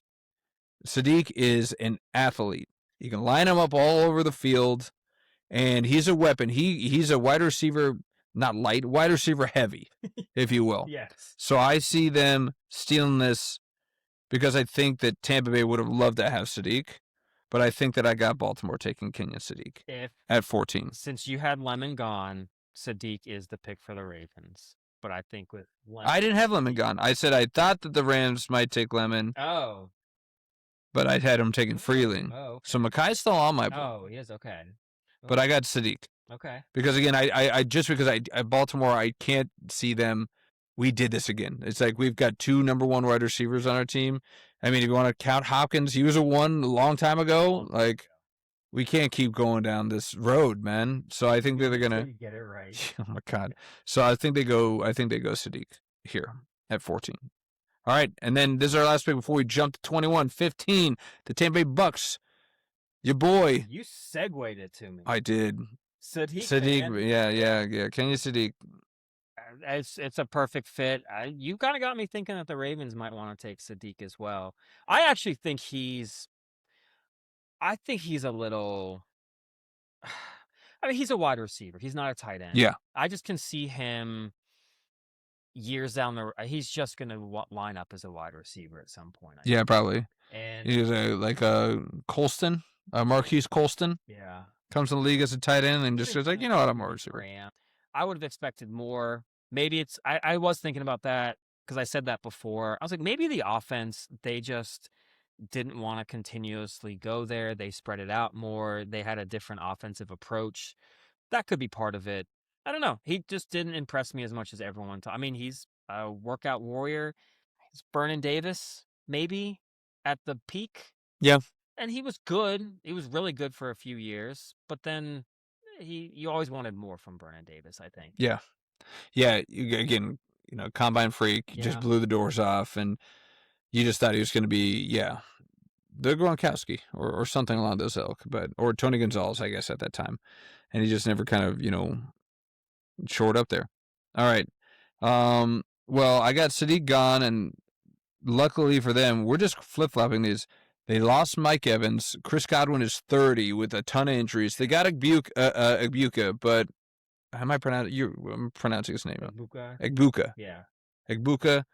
But he tailed off at the end of that season, man. And I think people just kind of figured it out. Godwin and Egbuka kind of remind me of the same guy. They're kind of like a slot guy. They like to kind of cut in. They need a guy on the outside. The new Mike Evans just falls in their lap. Yeah. And Makai Lemon. Yeah. Makai Lemon takes that Mike Evans, like, third down goal line guy, the monster, and he slides right in for Tampa Bay. Everybody's hyping Makai, and I'm excited to see where Makai goes. And as long as he doesn't go into my division, I'm going to be rooting for him. I just think I think that this is a guy that you're going to see for a long time. And these last 3 teams, I think I could reasonably see all of them taken. Because again, I'm hearing the buzz of the Rams like him. It makes sense for me, with the Ravens. Even though if I was Ozzie Newsome, I was like, we can't do this again. We can't do it. You're right. And then Tampa Bay, again, we lost Mike Evans. Lemon's there. Let's just freaking take him. He's just perfect fit. Yeah. So that's why I got them taking Makai Lemon at 15. All right. How you feeling? Are you feeling good on your 15? I am. You've got me thinking on a few different things. I think the big one is maybe my Commanders pick. I don't know. I just didn't see Caleb Downs in there anywhere really, and I don't know about it, but Yeah. I know, it's like he was like the man lost, right? It's like because he could go so many places, yeah, and then all of a sudden you blink and you're like, "Oh," he said, because at that same point, I had him sliding until I, at the last second, decided I'm gonna put him with KC because he's that talented, yeah. and KC is one of those organizations where they're like, "We're taking best available." I don't like, we're not worried about need. We're taking best available, and that's who we think is on our big board, and that's who we're taking. I just thought that like Kansas City, for instance, they seem to do what the Steelers did with wide receivers for a while. Just some guy, Emmanuel Sanders in like the 5th round, Yeah, Antonio Brown in the 6th. This Chiefs just seem to get these Pro Bowlers. What did they won a Super Bowl with like a 6th and a 7th rounder in the secondary. yeah, So there was a part of me that was like, I think maybe they've got an eye on some guy in the 4th, 5th, or that's whatever true. round, and they're like, we've made it work. Maybe we can just rather have a strong edge rusher. But yeah, I mean, going through this draft with you, it's just I feel like any team is going to have a choice at getting someone that's going to infinitely help their team That's the almost. hope. I mean, I give everybody this is, and maybe that's the part of the great thing about the draft is that it's all hopeful. Everybody's just like, we're super hopeful. It's like looking at your fantasy sports team after the You're draft. like, how could I ever fail? Yeah. Like I did with my baseball Yeah. draft. I'm like, I look like a genius, and oh my god, we're not gonna go there. You're But yeah, about to be in uncharted territory. man, yeah, I'm gonna be last Yeah. for the first time, I think, in my fantasy career. Screen it. No, you can. That'll be your backdrop for the next. You'll have a virtual background, and it's gonna be me in last place. Yeah, the Sunny Styles pick you did terrifies me, God, because it's like, again, there's a couple guys that I really like. Jeremiah Love, obviously, I love Sunny Styles, and of course the pass rushers up top. They all fall. I don't know what the hell we're gonna do. Like I'd be okay with Caleb Downs, but that's high. I'm not a guy that wants to take a guy in the top 10 at that position. Me too. But if he's the best, he's the best. So who knows? All right, but let's time travel to pick 21, Yes. and then we're just gonna go right there. Who you got? Pittsburgh. Your Steelers at 21. Who you got? At this point, if it's anybody other than Ty Simpson, I will be happy. You sent me that super report I from did. Adam Schefter. I'm so nervous. Yeah, yeah. And then after Ty Simpson just said about Indiana and their defense, well, they didn't do anything. They didn't do anything exotic. They just You're like, no, no, no. so you knew what they were gonna do, and you still couldn't stop them. You still couldn't make the right read and throw when you knew where they were gonna be. Yeah, that's the quarterback that I really want on my team as a first rounder. No, No. God, I hope the Pittsburgh Steelers saw that and said, you know what? If we had a doubt we weren't going to take him, here's our doubt. We just ain't going to take him. If he's somehow available in the second round, I mean, okay, take a flyer. Yeah, take a flyer on the Please not in guy. the Yeah. first round. No, no. Not that draft capital. Absolutely not. I want us to go back to, and I just don't know if we are, because we went and hired Mike McCarthy when there were so McCarthy. many good young coaches out Mm-hmm. there. Makes me think that the new Rooney just doesn't want to do anything that his dad did. I'm gonna hope that's not true. Okay. This is me just picking with my heart, Uh-huh. because I just want the unsexy Big Mama Jamma, and I'm being a little bit of a homer. Yeah, there you go. I'm going Penn State with Ulai Vavenga. Yo, yo, yo. Ione. There you go. There you go. Good try, man. You did good college try there.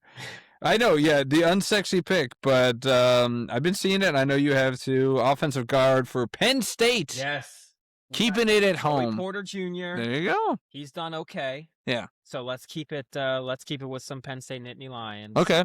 I'd be happy with any offensive lineman they take in this position, who best available. I think he's at this.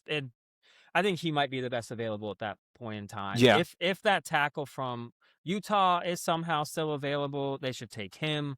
But I think he'll get taken. So yeah, that's what I'm going with, and I will be happier than can be with that pick. Okay. All right. Um You know, I was taking all that hype. I thought you were going to take wide receiver. You're talking all this crap about the Steelers taking a wide receiver, taking a wide I don't receiver. think it take it. I think that you guys are really gonna play with the idea of Omar Cooper there at 21, and I know you love it because You he might went be to right. Indiana. Go champion. But I wasn't a believer in that. I wrote this down. I was like, this is who Semko's going to pick because you wanted some of the section you had been talking about wide receivers. So I was like, Omar Cooper. He's gonna want to pick Omar Cooper. That's who he's gonna want. I can definitely see the OG. I can see the guard out of Penn State. Again, it just makes sense. It's a very Pittsburgh move. And it's got all the smackings of a Pittsburgh pick. He went to Penn State. I know. He's a bloody knuckles kind of guy in the trenches that's just gonna protect our quarterback, whoever that may be. Yeah. But I also looked at your secondary and I was not enthralled. Jalen Ramsey's great. Yeah. He's getting older. I mean, the other guy was getting smoked all the time. Joey Porter Jr. is okay in some points, but he's not great. So I was actually looking at Jerron McCoy, the corner out of Tennessee, Yeah. as a potential for the I think Steelers. he'll be taken by then, but I wouldn't be mad if we got him either. Yeah. So I'm gonna go just because I was waffling between Jerron and your boy Ione, but you picked Ione, so I'll bob when you weave, and I'm gonna say Jerron McCoy goes to your Steelers Okay. at 21. All right, man. So good luck to you. I mean, this is one of the only times I'll say good luck because again, I'm trying to stay hopeful for you, man. Hopefully, you get who you're looking for. I've very rarely been down that low in a draft at 21. We were there last year, and we had A couple years ago. I'd almost rather just a period of like sustained success and maybe not make an NFC championship game, but at least be competing for a division title, wild card for like 4 or 5 years. oh, thanks. I would really want that because this spiking that goes with you, It's a roller coaster ride. it is, and I think you guys need. I can't live. It's like my ticker can't take it. That's what I'm saying. I want you guys to live long. I don't want you to just get severely disappointed after a great year. So I honestly hope you guys get Sunny Styles. God, I hope so. I do. I've already like it's sad, but the ship has sailed on Jeremiah Love. It has. Like that's just not happening. Someone's gonna just salivate and foam at the mouth, and either Tennessee's gonna just take him at 4, or somebody like you said is gonna trade him and try and grab him, which sucks. But Sunny Styles is a hell of a consolation prize if we can make that happen. Yeah.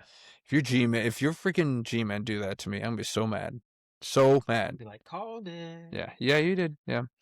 And I've already told you it's like I don't want Carnell Tate. God bless him, but Yeah. it's like the fact, and this is not a dig at Carnell Tate, but again, like I've even looked at mock drafts, and they're all like the teams that they have Carnell Tate going to. Again, he's not the one. It's like I've seen him go to the Giants. He'd be a 2. Us 2 to Terry McLaurin. It's like, why am I wasting a first round pick on a second wide receiver? He should be a 1. That's kind of what I was thinking of when I was like, the Browns, they don't have a 1. They got Jared Judy, and he'd be like a 1A, 1B type situation. Yeah. But yeah, that makes sense. Yeah. That makes sense. Once again, top 10 pick to be a 2? Yeah. Doesn't make sense. But whatever. That's our NFL draft. We're sticking to it. Excited to see it. Sad I won't be doing it with you. That would have been a great. Maybe when we build up to this next year, we'll do it right next to each other. Yeah. It'd be fun. They will. It's like we'll get I'll get a big 100-inch, and I'm like, babe, it's for the podcast. Yeah. It's for work. Oh. Can we? Maybe, yeah, sure. Second, we have a tax ID already? Oh my god, it's like I just got done with taxes. How are your taxes, by the way? Did you get those done? I think my wife got them done on like January 1st. Not me. Not this guy. 2 days before. Nice. Right at the end. I had a lot of stuff going on, but I got it. You did. Yeah. Which is why maybe before all that stuff you should have done. Nah, it's not going anywhere. Done. It's done. It's done, and we're done. I already got the approval that they've been submitted and approved. I'm like, okay, great. Or I don't know if it's approved, but they're like, we've received them. Okay. I'm like, okay, you've received There them. is a part of me that I really do kind of want to see Work B go. Because I don't think Work B go would be a procrastinator like he was with these taxes. No, yeah, I don't like doing that. I just like having stuff set so that I can play later, right? Yeah, I can do this later. It's like I can't procrastinate at work and still do this. That's not happening. But yeah, so we've procrastinated long enough with the NBA playoffs. You know, you're kicking and screaming. You have me doing this, but we got to talk about it. It's the Okay. NBA playoffs, man. There's a couple highlights that I think you want to talk about. We will talk about who we think's gonna win each round, all the way up to the finals, and we're gonna pick our winners, aren't we? We're gonna do it fast. We will. We spent like an hour and 30 minutes on the draft. We're gonna spend like 10 minutes on Yeah. this. It's not going to take long. No, we'll go fast. But we want So to have it on the record so that when we botch everything, you can come back and let us know what we missed. yes. Or if I just stumble into having everything right, maybe I need to go into the NBA. That would be awesome.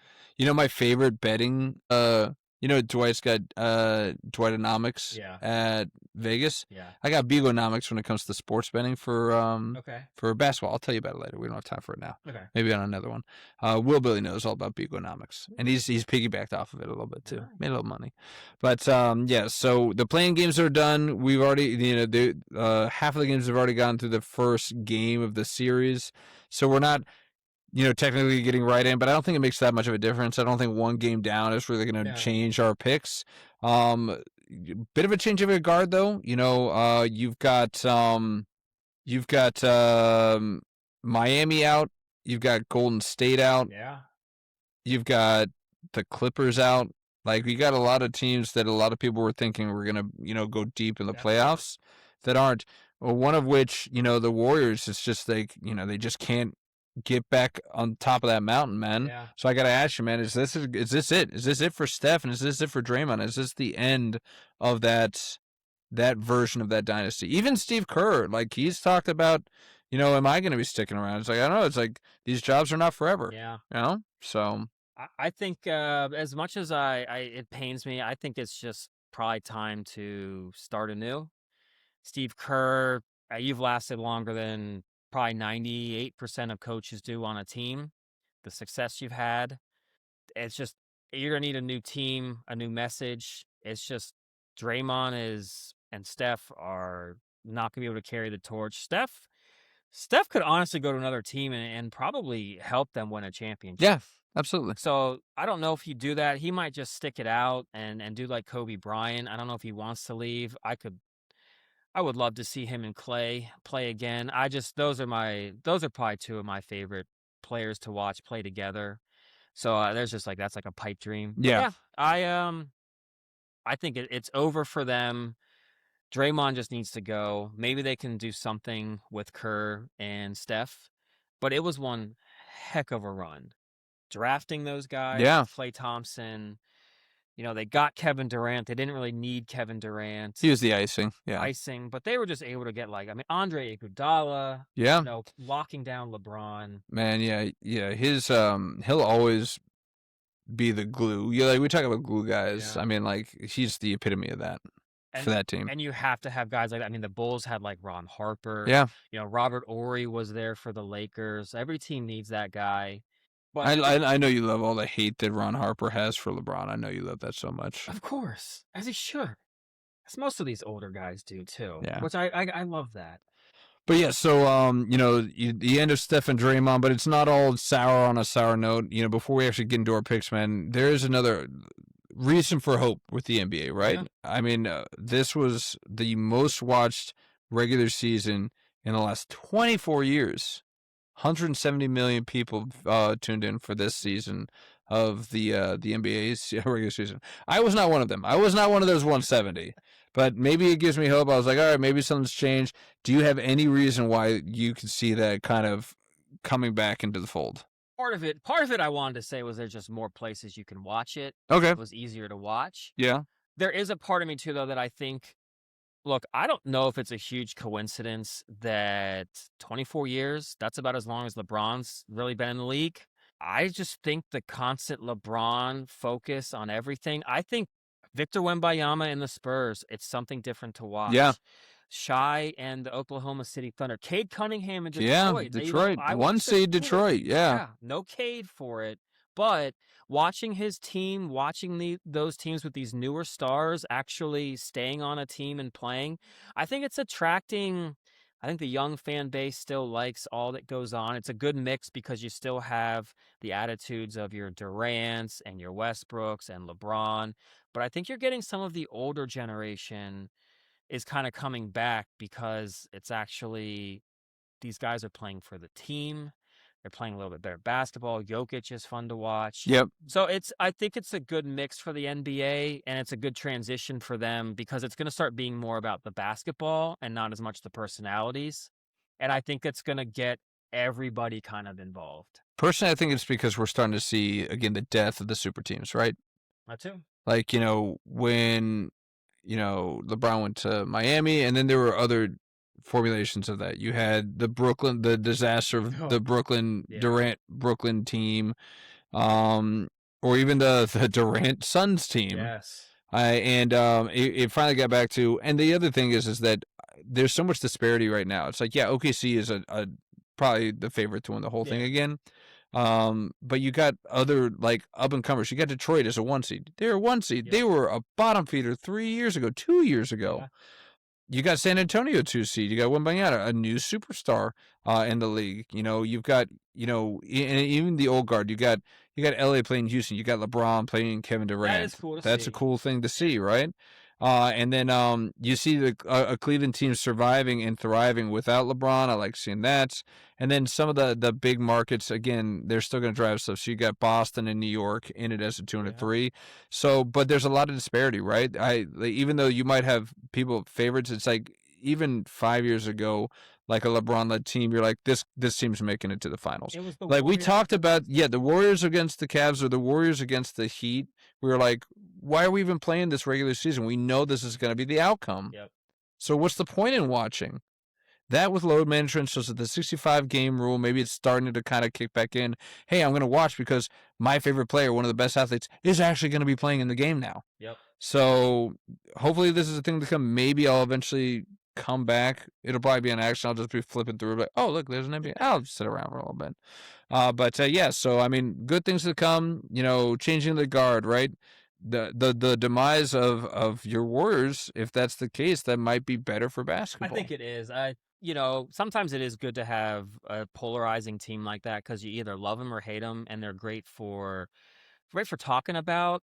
But when you know that they're just going to steamroll into the finals, it does lend to one of those why kind of watch, other than if you just really want to watch a guy play, but they're just kind of randomly tuning in. Yeah. You're right. The super teams being gone, and plus that doesn't dominate the headlines even during a season. Where's Kevin Durant going to go? Where's LeBron James going to go? It's so nice knowing that all these superstars are staying on their team next year. Yeah. It's more, what do they need to do either themselves to get over a hump, or who do they need to bring in to help? That's not going to be a superstar. It's going to be someone in the draft. It's going to be a free agent to help actually see a team rise up and kind of like do the Detroit Pistons a little bit. Actually go through some adversity or go through some growing pains. And even the Orlando Magic right now, I mean, they've got a few guys drafted. They're on the up and up. Yeah. Fun to watch. The Charlotte Hornets are a fun team to watch. Yeah, Charlotte Hornets, man. And those guys aren't going to go anywhere. Like, they're just not going to all leave at the end of this season and do what always happened as well. That was the other thing, was you'd have a team that have a couple superstars. They would just demand a trade to leave and leave that team with nothing. So that ain't happening anymore. Yeah. Changing the guard, hopefully. Yeah. We'll see. All right, but let's get into the NBA playoffs. Let's start picking some matchups. So we'll start with the Eastern, then go Western, and we'll go right to left, if you will. Let's do it. So you mentioned it at the top of this conversation. Detroit's a 1 seed, but they're doing it without Cade. So you got Detroit and Orlando. Again, all things fair. Orlando has won the first game of the series, 112-101. Who you got coming out of this? Detroit did hang on to the 1 seed, so they're still not a bad team. I think they're gonna fight and claw to get through, but it might be 6 or 7. Okay. But they will get through. All right. On the other, it's like, without Cade, without your superstar, and Orlando's got a good team. They got do they got both or one of the Wagner twins? They got the Wagners, Franz, or is it Franz? Moritz. They got Franz. Yeah. Franz. They got Franz Wagner. They got Paolo Banchero. They got some talent on that team. Roll. Yes. It's my Cardi B. Grrr, okay, baby. So yeah, I got Orlando surprising people. Again, it's a shame because you'd like to see Detroit finally I getting to the agree. top of the mountain and have their best guy. But I don't know. I think that Orlando, and this is, hey, they won the playing game. They lost. This is weird. They lost the first playing game and then they won the second one, so they're in. I know. This is weird. But I think that they're motivated and they've got enough talent on their team that I think that they can pass the Pistons. And again, if the Pistons had been there before, if the Pistons made it last year and they were a 1 seed or even close, and they fell flat on their face, I feel better for them now. But now they're the 1 seed. Yeah. So I feel like this might be their I'm going to fall flat on my face, and then I'll be ready next year. Yeah. So I got Orlando beating Detroit. And a Okay. big upset. 8-1. Ooh. Hey, Yes. come on. Give me my big upset. All right, so Cleveland, Toronto, man. Who you got in this battle of the borings? I know. I have Cleveland. I think they want to. I mean, they were the 1 seed last year. They got upset by, I think, the Pacers, if not the Knicks. Hey, DW's Pacers. DW's Pacers. Where are they right now? Fan. They're fighting. They're probably gonna get the 5th draft pick overall, so they can't get any of the big 4. But no, I think the Cavaliers are just better than the Raptors. I don't really know much else about the Raptors other than they have overpaid quickly. Scotty Barnes. They do have Scotty. They got a lot of random I guess cast offs, right? They got RJ Barrett. You remember RJ Barrett from Duke? On that Raptors team. They got Brandon Ingram from Duke. They got a lot of Dukies. And of course they got Scotty Barnes, who's like their one, right? From Florida State. I did just like it. I'm not gonna lie. Come on. But I mean they've got some talent. They've got raw talent. But again, Cleveland, they added James Harden. They got Donovan Mitchell. They got Evan Mobley. They got Jared Allen. Yeah. They got a D Wade on their team. Do they? Yes, they do. They got Dean Wade. He's a white boy though, so they got Dean Wade and Sam Merrill. Sam Merrill, white boy that can shoot. Yes. So I think that the James Harden implosion won't happen in the first round. Agreed. It will happen, just not in the first round. Right. So I got Cleveland beating Toronto on that one too. All right, how about New York and Atlanta? New York they're just a better team. Brunson's just going to get a bunch of calls in the playoffs, and Karl-Anthony Towns. Those two are better. That's enough. That's a dynamic duo that they have right there. But don't sleep on what is it? Anunoby? Yeah, OG. Yeah. And Josh Hart. Josh Hart's the glue guy, man. He's just gonna get it done. He's like your 10 triple-double type guy. I mean, good on the Hawks. They're doing it with CJ McCollum, a Wizards cast off. Who, I mean, I'm just happy that he found somewhere else to play in the playoffs. But yeah, I mean, there's nothing about that Hawks team that screams deep in the playoffs. Yeah. So, and Knicks got close last year. They did. So yeah, Knicks got to win this. Knicks are a good team. Yeah. All right, and then you got Boston from Boston to another super annoying city, Philadelphia. Yeah. The battle of the annoyings. Philly's just a dumpster fire. It is. Boston, I mean, they won by like 50 today. Yeah, 123 to 91. Let's give Philly a little bit of credit. They kept it within the 50 bucket. Well done. Yeah. I don't think they're gonna have him beat Taz P. I don't think he played today. I don't know what his deal is. Podcast P. So they're done. It's a sweep, easy. If they get it within 10 points in any game, no, they probably will. It's the NBA. Max, you'll go for 40 or something. You know, I this version of the Philadelphia 76ers, I feel like it's always going to be like what if Kawhi Leonard didn't hit that corner 3 to beat them? What if? Would they have gone all the way? Would they have gone all the way and won the whole thing? Because that's what the Raptors did. That's what the Raptors did. I don't know. That's going to be their... Like, Embiid's going to have that in his head because he was the one who was guarding Kawhi on that shot. You remember that? That's one of the craziest shots. It was. You know it's crazy because Kawhi, for once, actually showed emotion. I know. He was, yes! I was like, oh my God, is that the same guy? Holy cow. But yeah, no, Philadelphia is a shell of that team. And they're just broken. They just seem broken. Yeah. They don't know how to fix it.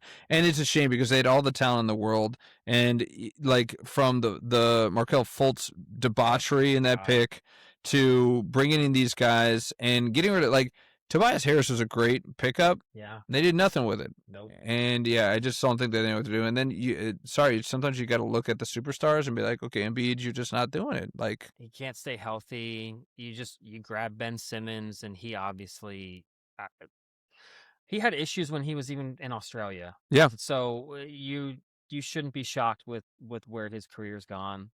So yeah, I think they were the creators of the straight tank, and part of yeah, me is glad that trust the this did process, right? not. Yeah, Yeah, part of me is glad that it just didn't come to fruition. because you don't like the tank. I don't like the tank. You're not a tanker. All right, so let's move. Let's move quickly to the next round. So I think you said you got Detroit Yeah. hanging on against Cleveland. So who you got in Detroit, Cleveland? And now that we've gone over the teams, let's just go winners real quick. Cleveland, baby. You got Cleveland over Detroit. Pistons just can't do it. All right, and then in New York and Boston, who you got? I think it's gonna be a really good series. This should be. Yeah, this is actually one I really do want to watch. They've played the last few seasons, I think almost every playoff, and they've been good. But Boston's on a roll, man. Mm-hmm. They're a freight train right now. They were doing well without Tatum, and now Tatum has come in, and he has just kind of. I'm happy to see it because he's playing kind of like a European. He's just this team is doing something. I don't want to take over like I usually would. I don't really want to get. I'm just here to play with these guys. I'm just supporting. He's supporting. Yeah, I'm just a So supporter. I'm all for that. All right. So go So you got Boston. All right. So then the next step, you got Cleveland and Boston. Who you got winning that Eastern bid? It's just like when Boston, I think, won their lone championship. Everyone sits there and says they had the easiest path. This is an easy path because Cleveland with James Harden in a conference finals, you're going to see the same James Harden, and I think they're going to steamroll. They might lose 2 games. Yeah. And it might be to the Knicks. And that's it until they get to the finals. Okay. So you got Boston being the Eastern finals champ. All right. Who you got? I got Cleveland over Orlando. Orlando sneaks past Detroit on a half healthy team. Yeah. But Cleveland's healthy and they've got a lot of talent, so they're just gonna kind of knock them out. And then I feel like this is the matchup, the Knicks and the Boston. My head says Boston all the way like you do, but I'm like, I don't want to see. I hate dynasties. Okay. I hate seeing the same people. So, and I want to believe in Mr. Zesty and Karl Anthony Towns. Okay. Mr. Zesty. He's finally going to come out. Jalen's going to, again, further supplant himself as a superstar in the league. Okay. So I got the Knicks beating Boston. I think that, to your point, Tatum's coming back, but he's still kind of trying to figure out his place on this new Boston team. And I think that becomes a problem because maybe Boston, it's like, crap, Tatum, we need you. He's like, well, I haven't been the guy. And now you need me to be the guy. I'm not ready for that. And I think that maybe that kind of creates some squabbles. So I got New York beating Boston, and I got the same thing. It's like the James Harden implosion is going to happen. So it's just going to happen the next round. So I got the Knicks beating the Cavs, and I got the Knicks going to the finals. That would be good. That would be good for the league. It's a Knicks team I can kind of get behind. But yeah, it would be nice for them in the league to get into the finals again. Yeah. All right, so let's go over to the Western side. Go. So this should be a quick one. OKC Phoenix. Okay. They literally won by 50, I think, today. Wait, what do you think 30 is 50? They won by 30. 119 over 84. Okay. There shouldn't even be a 9th and 10th team that can get in because the ones you shouldn't lose by 30 points if it's the playoffs. That means you've got too many teams in there. I don't care if it's at home and you're the 1 seed. 8's enough.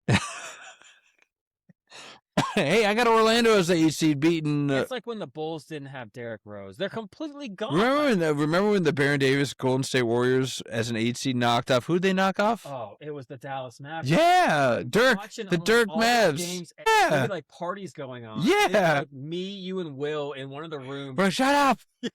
We're trying to watch the game. because it was just unbelievable. I mean, Monta Ellis was throwing like half Yeah. the buses that were going in. It It's was just destiny. it really was. Yeah. That was so fun. All right, so yeah, OKC blown by Phoenix. Yeah. I don't even know who's on. Booker's still on Who is on Phoenix. Phoenix? Who else? Oh, they got the guy from the Durant trade, Jalen Green, Oh, okay. on Phoenix. Yeah, okay, that's gonna do it. Yeah. All right. Now here's a good one. You got the LeBron Lakers Yeah. and the Durant Rockets. Well, Durant didn't play in the first game. Yes, he did not, and they lost by 10. They did, and I think that is the difference. I think Durant's going to come back. No Luka. I don't think he's going to come back for this series. The Lakers, if they get by, they could be scary if Luka comes back, but I think Durant and the Rockets win. Okay. Please, Durant and the Rockets. Please. All right. How about Denver, Minnesota? You got two potential MVPs, or like perennial MVPs right now in Jokic and Michael Jordan's illegitimate son. I know, right? Not really, but Ant Edwards. These guys always play in the playoffs. Yeah, they do. It's great basketball. It is. If I didn't love Jokic and Murray as much as I do, I'd probably want to see like the T-Wolves make it. But I can't go against my guy, man. I'm a Jokic guy, and there is a part of me that Anthony, he just got to keep it in his pants and stay off social media and play some basketball. But he's a good player. Yeah. But I think they're just, I don't think they're a good matchup either for the Nuggets. I think that's the Timberwolves problem. Okay. So it's I also like that we are kind of getting back into basketball, that a lot of it is kind of based on matchups, meaning that the different teams are kind of playing some different styles, and you really do got to try to make sure you find literally like the right matchup. And That's true. This Yeah. is not good for the Timberwolves. Yeah, it's not a good matchup. All right, and then the upstart Spurs against them, surprising Portland Trailblazers. Danny, V. Yes, I know. Another Wizards cast-off. Avdia freaking could have had a guy that's put up 45 and 5 every night. What the hell were we doing? A lot of people in Washington were like, this guy's got game. I just don't know what's going on. God, just Walt Whitman, or whatever his first name was. Walt Whitman. Who's the coach? That's a poet. Walt Whitman. Walter White? That's that. Oh, Captain, my captain. That's Walt Whitman. Randy Whitman. There you go. A little different. Didn't want to play Danny. And yeah, where is he now? Freaking probably in the ground with Walt. Jesus. All right, so the Spurs, Trailblazers. You give the Trailblazers any chance here? No. No, it's San Antonio all the way. Spurs are freaking good. Yeah. Man, I'm kind of lining you. The one that I'm waffling on is obviously the LA Houston. You got two over the hump vets that just know how to win games. The Luka piece obviously, might be enough to motivate the Lakers. And again, I'm saying this from a 1,000-foot view in the sense of I'm not plugged in. I've seen the lineups, and Houston just seems like it has more around Kevin Durant than LeBron has. And we've seen LeBron our whole adult lives play. And one thing that's been constant with this guy, he's not good in the last shot in these playoffs. He likes to give it to somebody else that is, and there's not somebody there right now. Austin Reeves, that's who you're going to give it to? Like, he likes to distribute at the end, not take it himself. Yeah. But KD's not afraid of that. He wants Slim Reaper, baby. Yeah. So I'm going to take the Slim Reaper. OKC, that's a cakewalk. Denver, Minnesota, until it's done, I'm not going to pick Minnesota over Denver. I'm just not. Yeah. And yeah, I mean, Portland's a good story, but I mean, you got a superstar in Wembanyama, and they've been playing fantastic. So I just got San Antonio kind of cruising. So okay, so you got OKC and Houston. Kevin Durant going back to OKC. Ooh, juicy. It's just not going to be enough. OKC is just too stinking good. Yeah, they're kind of they're hitting their groove. Got the first one under them, and they just seem like nothing's changed. Our lineup hasn't changed. We're the same team that was able to accomplish what we accomplished all regular season. I look at the box scores; they're cruising all throughout the regular season. Yeah. So what makes you think that they're not going to be able to do the same thing here? So in a 7-game series, you guys try to beat that team 4 times. I don't see it happening. I mean, I believe OKC had the best record in basketball. It did. 18 losses. Yeah. So OKC over Houston. Slim Reaper falls down. Yeah. stabbed by his own scythe. All right. How about Denver and San Antonio? This looks like a good matchup. Yes. Must watch. Changing the guard, maybe? See, now that's the thing. There's a part of me I really want to see because San Antonio and OKC do not like each other. Yeah. Wembayama, they want to take down OKC. They want that. They've been calling them out like all year. The games they've played all year have been really good. I don't know if I'm ready to sleep on the Nuggets yet. If the Nuggets are healthy, because it seems like Gordon or Murray goes down at some point. Yeah. I just don't know if San Antonio is quite ready yet. Like, this just might not be their year. But I really want to see San Antonio OKC. But I think I'm going to give it to Jokic, man. I think he's going to pull it out. Might be the last time he can do that against the Spurs. I'm going Jokic. You're going Yoke. I'm You're going going Yoke. Yoke. All right. And then, so you got a rematch in OKC and Denver. They went to 7 last. They did. Jokic.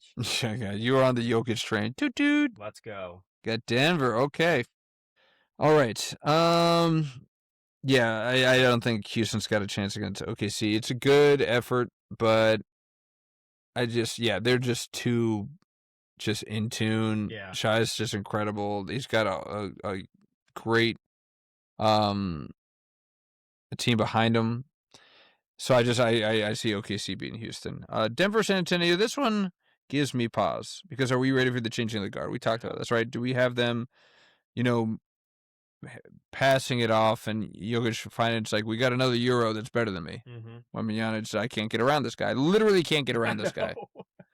But much like you, it's like I am like maybe in my old age, I'm picking a seasoned vet over uber talent youngin.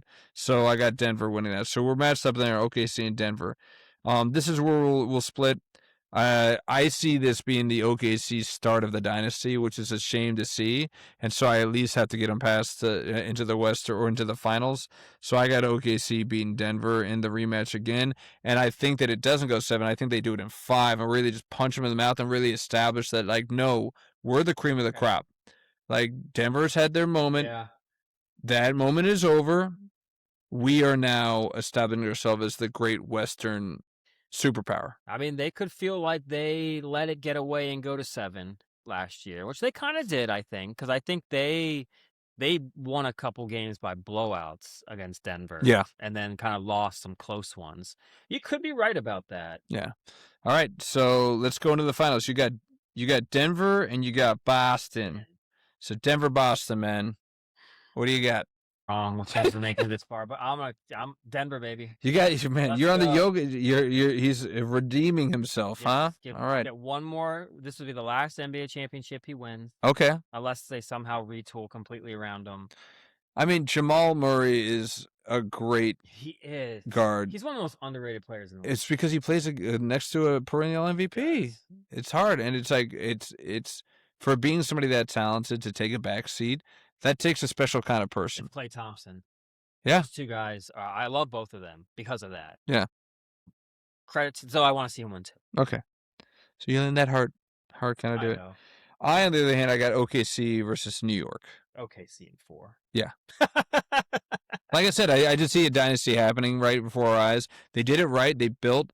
They plummeted to the depths of the garbage for a long time, and then they just continued to build and build and build and build, and they've just kind of done it very, very well. Yeah. And maybe I'm idealistic because we've got a lot of people on the Wizards staff now that came from OKC, so I want to see them do well, so I can see if we can replicate that in Washington. So I'm going OKC. Maybe not in 4. I'll give the Knicks 1 game at home. Okay. With Spike Lee watching on. And Sam Jackson and Capital One right there with him, Jennifer Garner. But yeah, so I got OKC winning the whole thing. Nice. Yeah. See Bigo B-ball. See if I've got any kind of legs with this type of stuff. Wow. If I get all these right. Wow. He took the defending champion and the team with the best record in the league to win it all. Wow. Hey, sometimes you got to go chalk. We learned that in the freaking brackets. OKC is. Sometimes you got to go so chalk. stinking good. Yeah. And I want, I want to have some parity and all that stuff, but I mean, I just can't. Yeah. Maybe that's because I'm a layman's when it comes to basketball, but we'll see. All right, guys, we're over 2 hours now, 2:13. We can't. I like hockey better than I like basketball. We can't leave this on. So let's crank this out really quickly.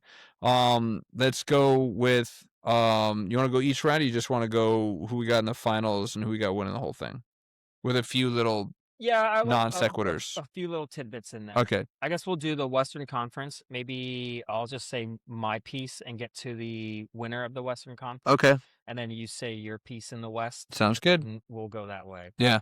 Because we got the Avalanche playing the Kings. Mm-hmm. Avalanche are going to roll, but I just want to point out that what's his name? Jonathan Quick is retiring. He is. He had probably one of the greatest runs with the Kings. Yep. They were an 8 seed. They lost 4 games total on the way to winning the Stanley Cup. As an 8 seed. As an 8 seed. As an 8 seed. Jonathan Quick was also the goalie in the TJ Oshie game, USA versus That's right. Russia.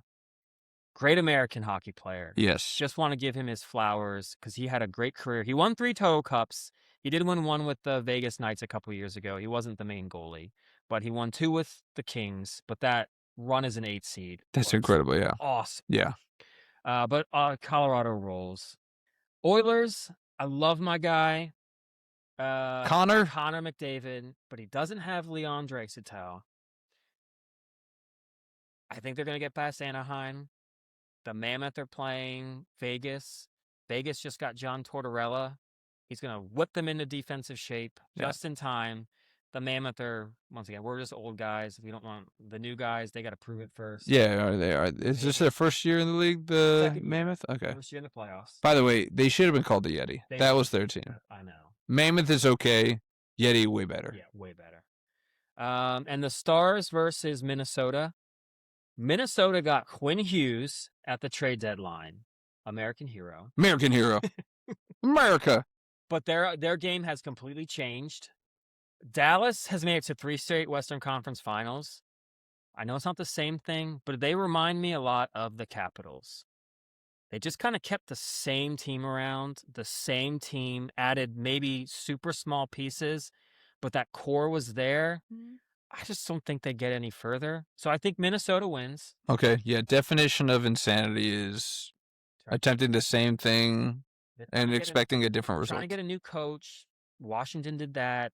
I just don't think they got the talent in the playoffs to make it happen. They're a power play team. You don't get a lot of power plays. So I got the Avalanche playing Minnesota. Avalanche. Vegas playing the Oilers. I think without Draisaitl and the goalie situation in Edmonton, it gets to them. So Vegas and Colorado. Yeah, I like Vegas. I also call it lost wages. Nice. Yes. Hopefully it went through. Yeah, I think it did. I wouldn't be surprised if Vegas does upset Colorado because how often does the main team, top team, President's Trophy winning team actually win? Yeah. But I am going to pick Colorado. Top to bottom, they are really good. Yeah. So I got Colorado in the West. Okay. A lot of similarities here. Colorado, for all the stuff that you mentioned, Nathan McKinnon, outside of Connor McDavid, probably one of the best players in the world right now. He's got a lot of talent around him on that offensive side. Defense can even score on the power play. And they've got a tandem of goalies, even though one of them failed me in the fantasy hockey playoffs. But in Wedgwood and Blackwood, they got 2 Woods on their team. Woods. Yeah, man. Yeah, it's like Colorado got Wood. Yeah, they got plenty. I see them just handling business with the Kings, the upstart Kings. Dallas, Minnesota. I'm kind of all over the place here. I think that Dallas. I'm going to go Dallas here. I can see this going either way. I just think that Dallas just got a little bit more firepower. Okay. And I just like Oettinger, their goalie, a little bit more. I don't know why. I just do. For Vegas and Utah, yeah, I'm gonna go Vegas over Utah. You know, Utah's an expansion team. They're still trying to kind of congeal, I guess you could say. Yeah. It's weird when you have guys all coming from different teams and you're trying to make this into a new team. It's cool when they do it. Vegas did it. I think that Utah's just a little bit too new to get that point, so I think Vegas is just more aligned and ready to roll, so they're going to fire off. Edmonton, again, bad spot with Draisaitl, but you marked it. The killer's going to be their goalkeeping, man.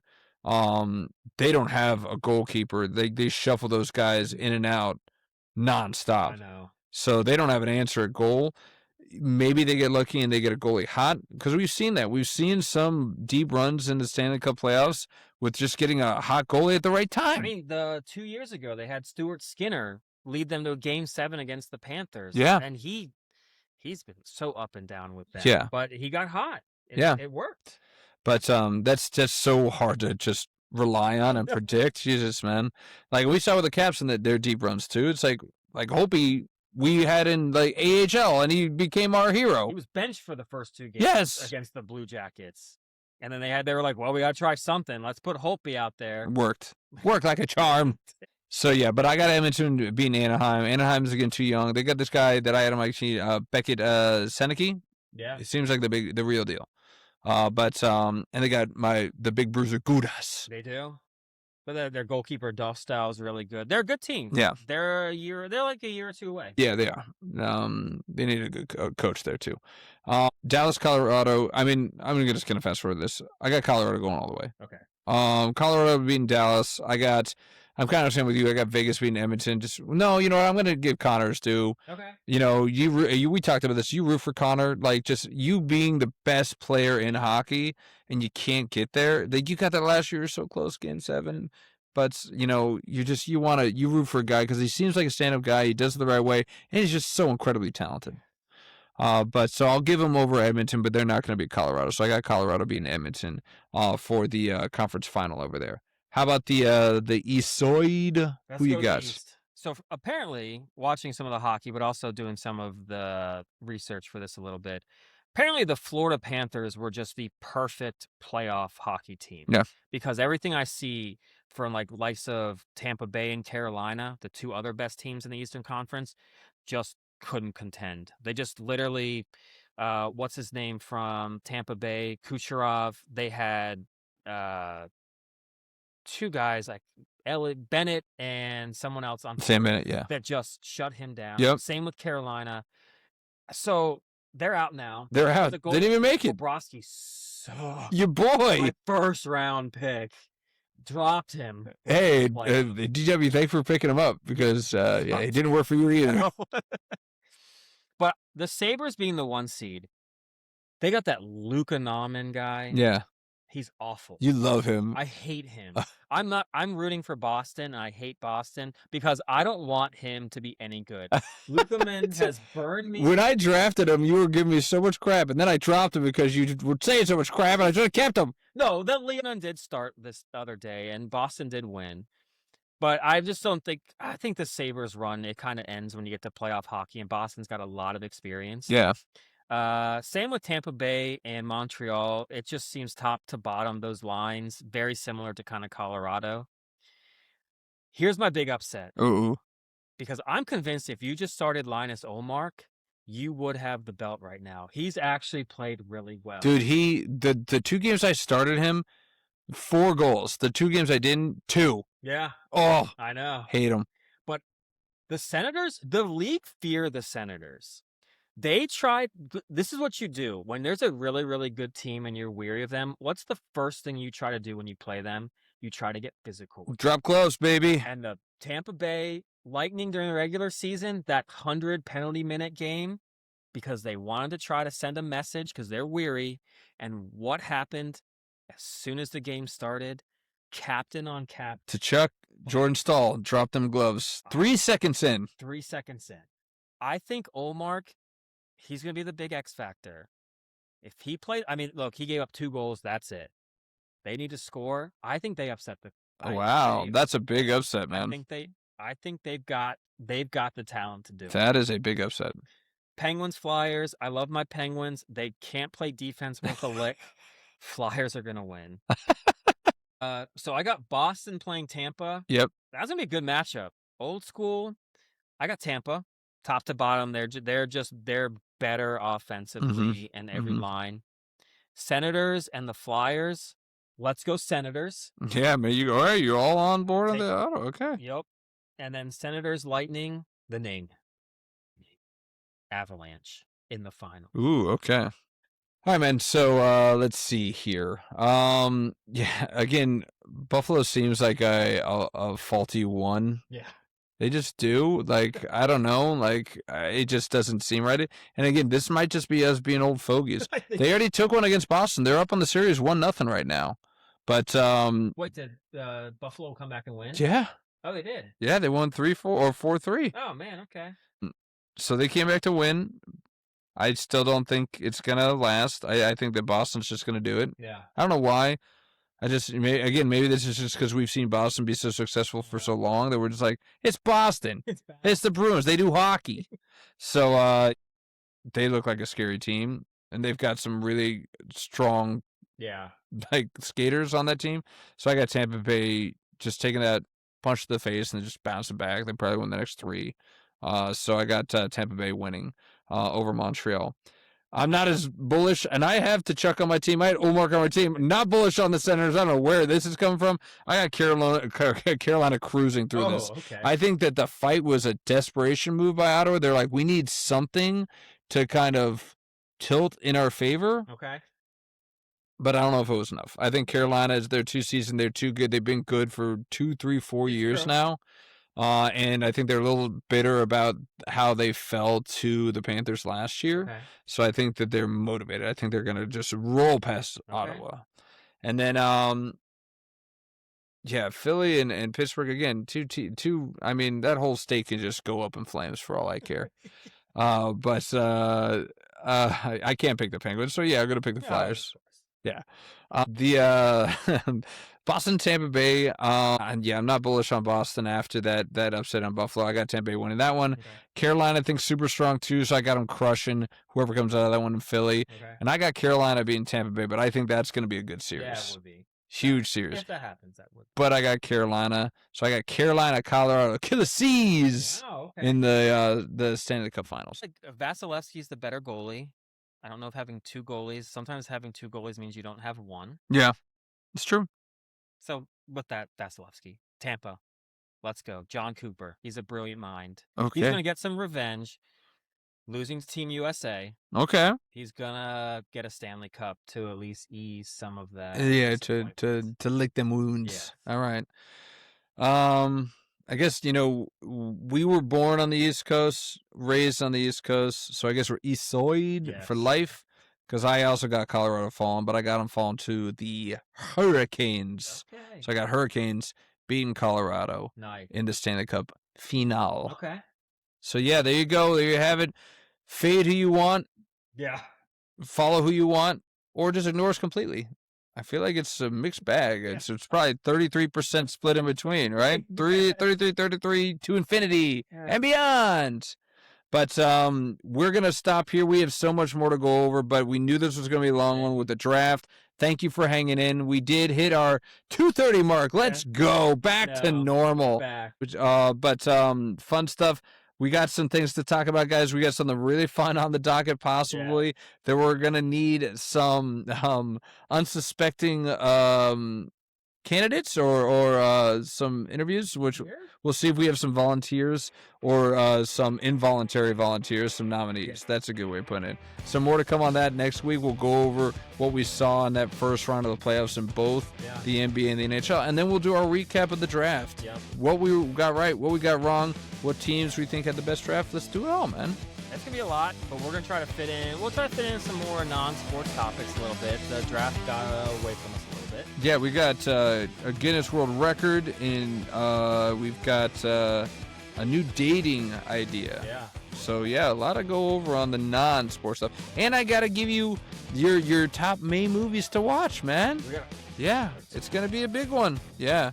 Maybe some of the series won't be that good. There won't be that much to talk about. Maybe. Well, I'm not going to have anything to talk about the NBA. I'm like, yeah, that's what I thought would happen. Actually, I think we're not going to. Yeah, we did our picks. We don't need to go any further.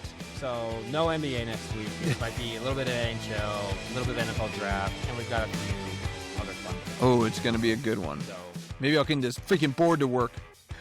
We're working on it. We're trying, guys. Yes. Sorry. But, yeah, we're gonna try to make it all work. I'm trying. But you don't have to, man, because we've got so much to kind of go over, guys, and we're gonna kind of we haven't even talked about AI Jesus.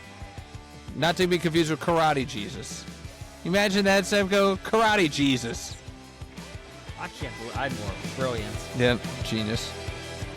But that's another episode of Undrafted and Overconfident. Thanks for hanging with us, the two friends who've been arguing about sports for 20 years and still can't agree on anything. Hit the follow button, drop a rating, and follow us at Instagram at Undrafted and Overconfident. And we'll see you next week. Different takes, same nonsense. Peace. Thanks, y'all.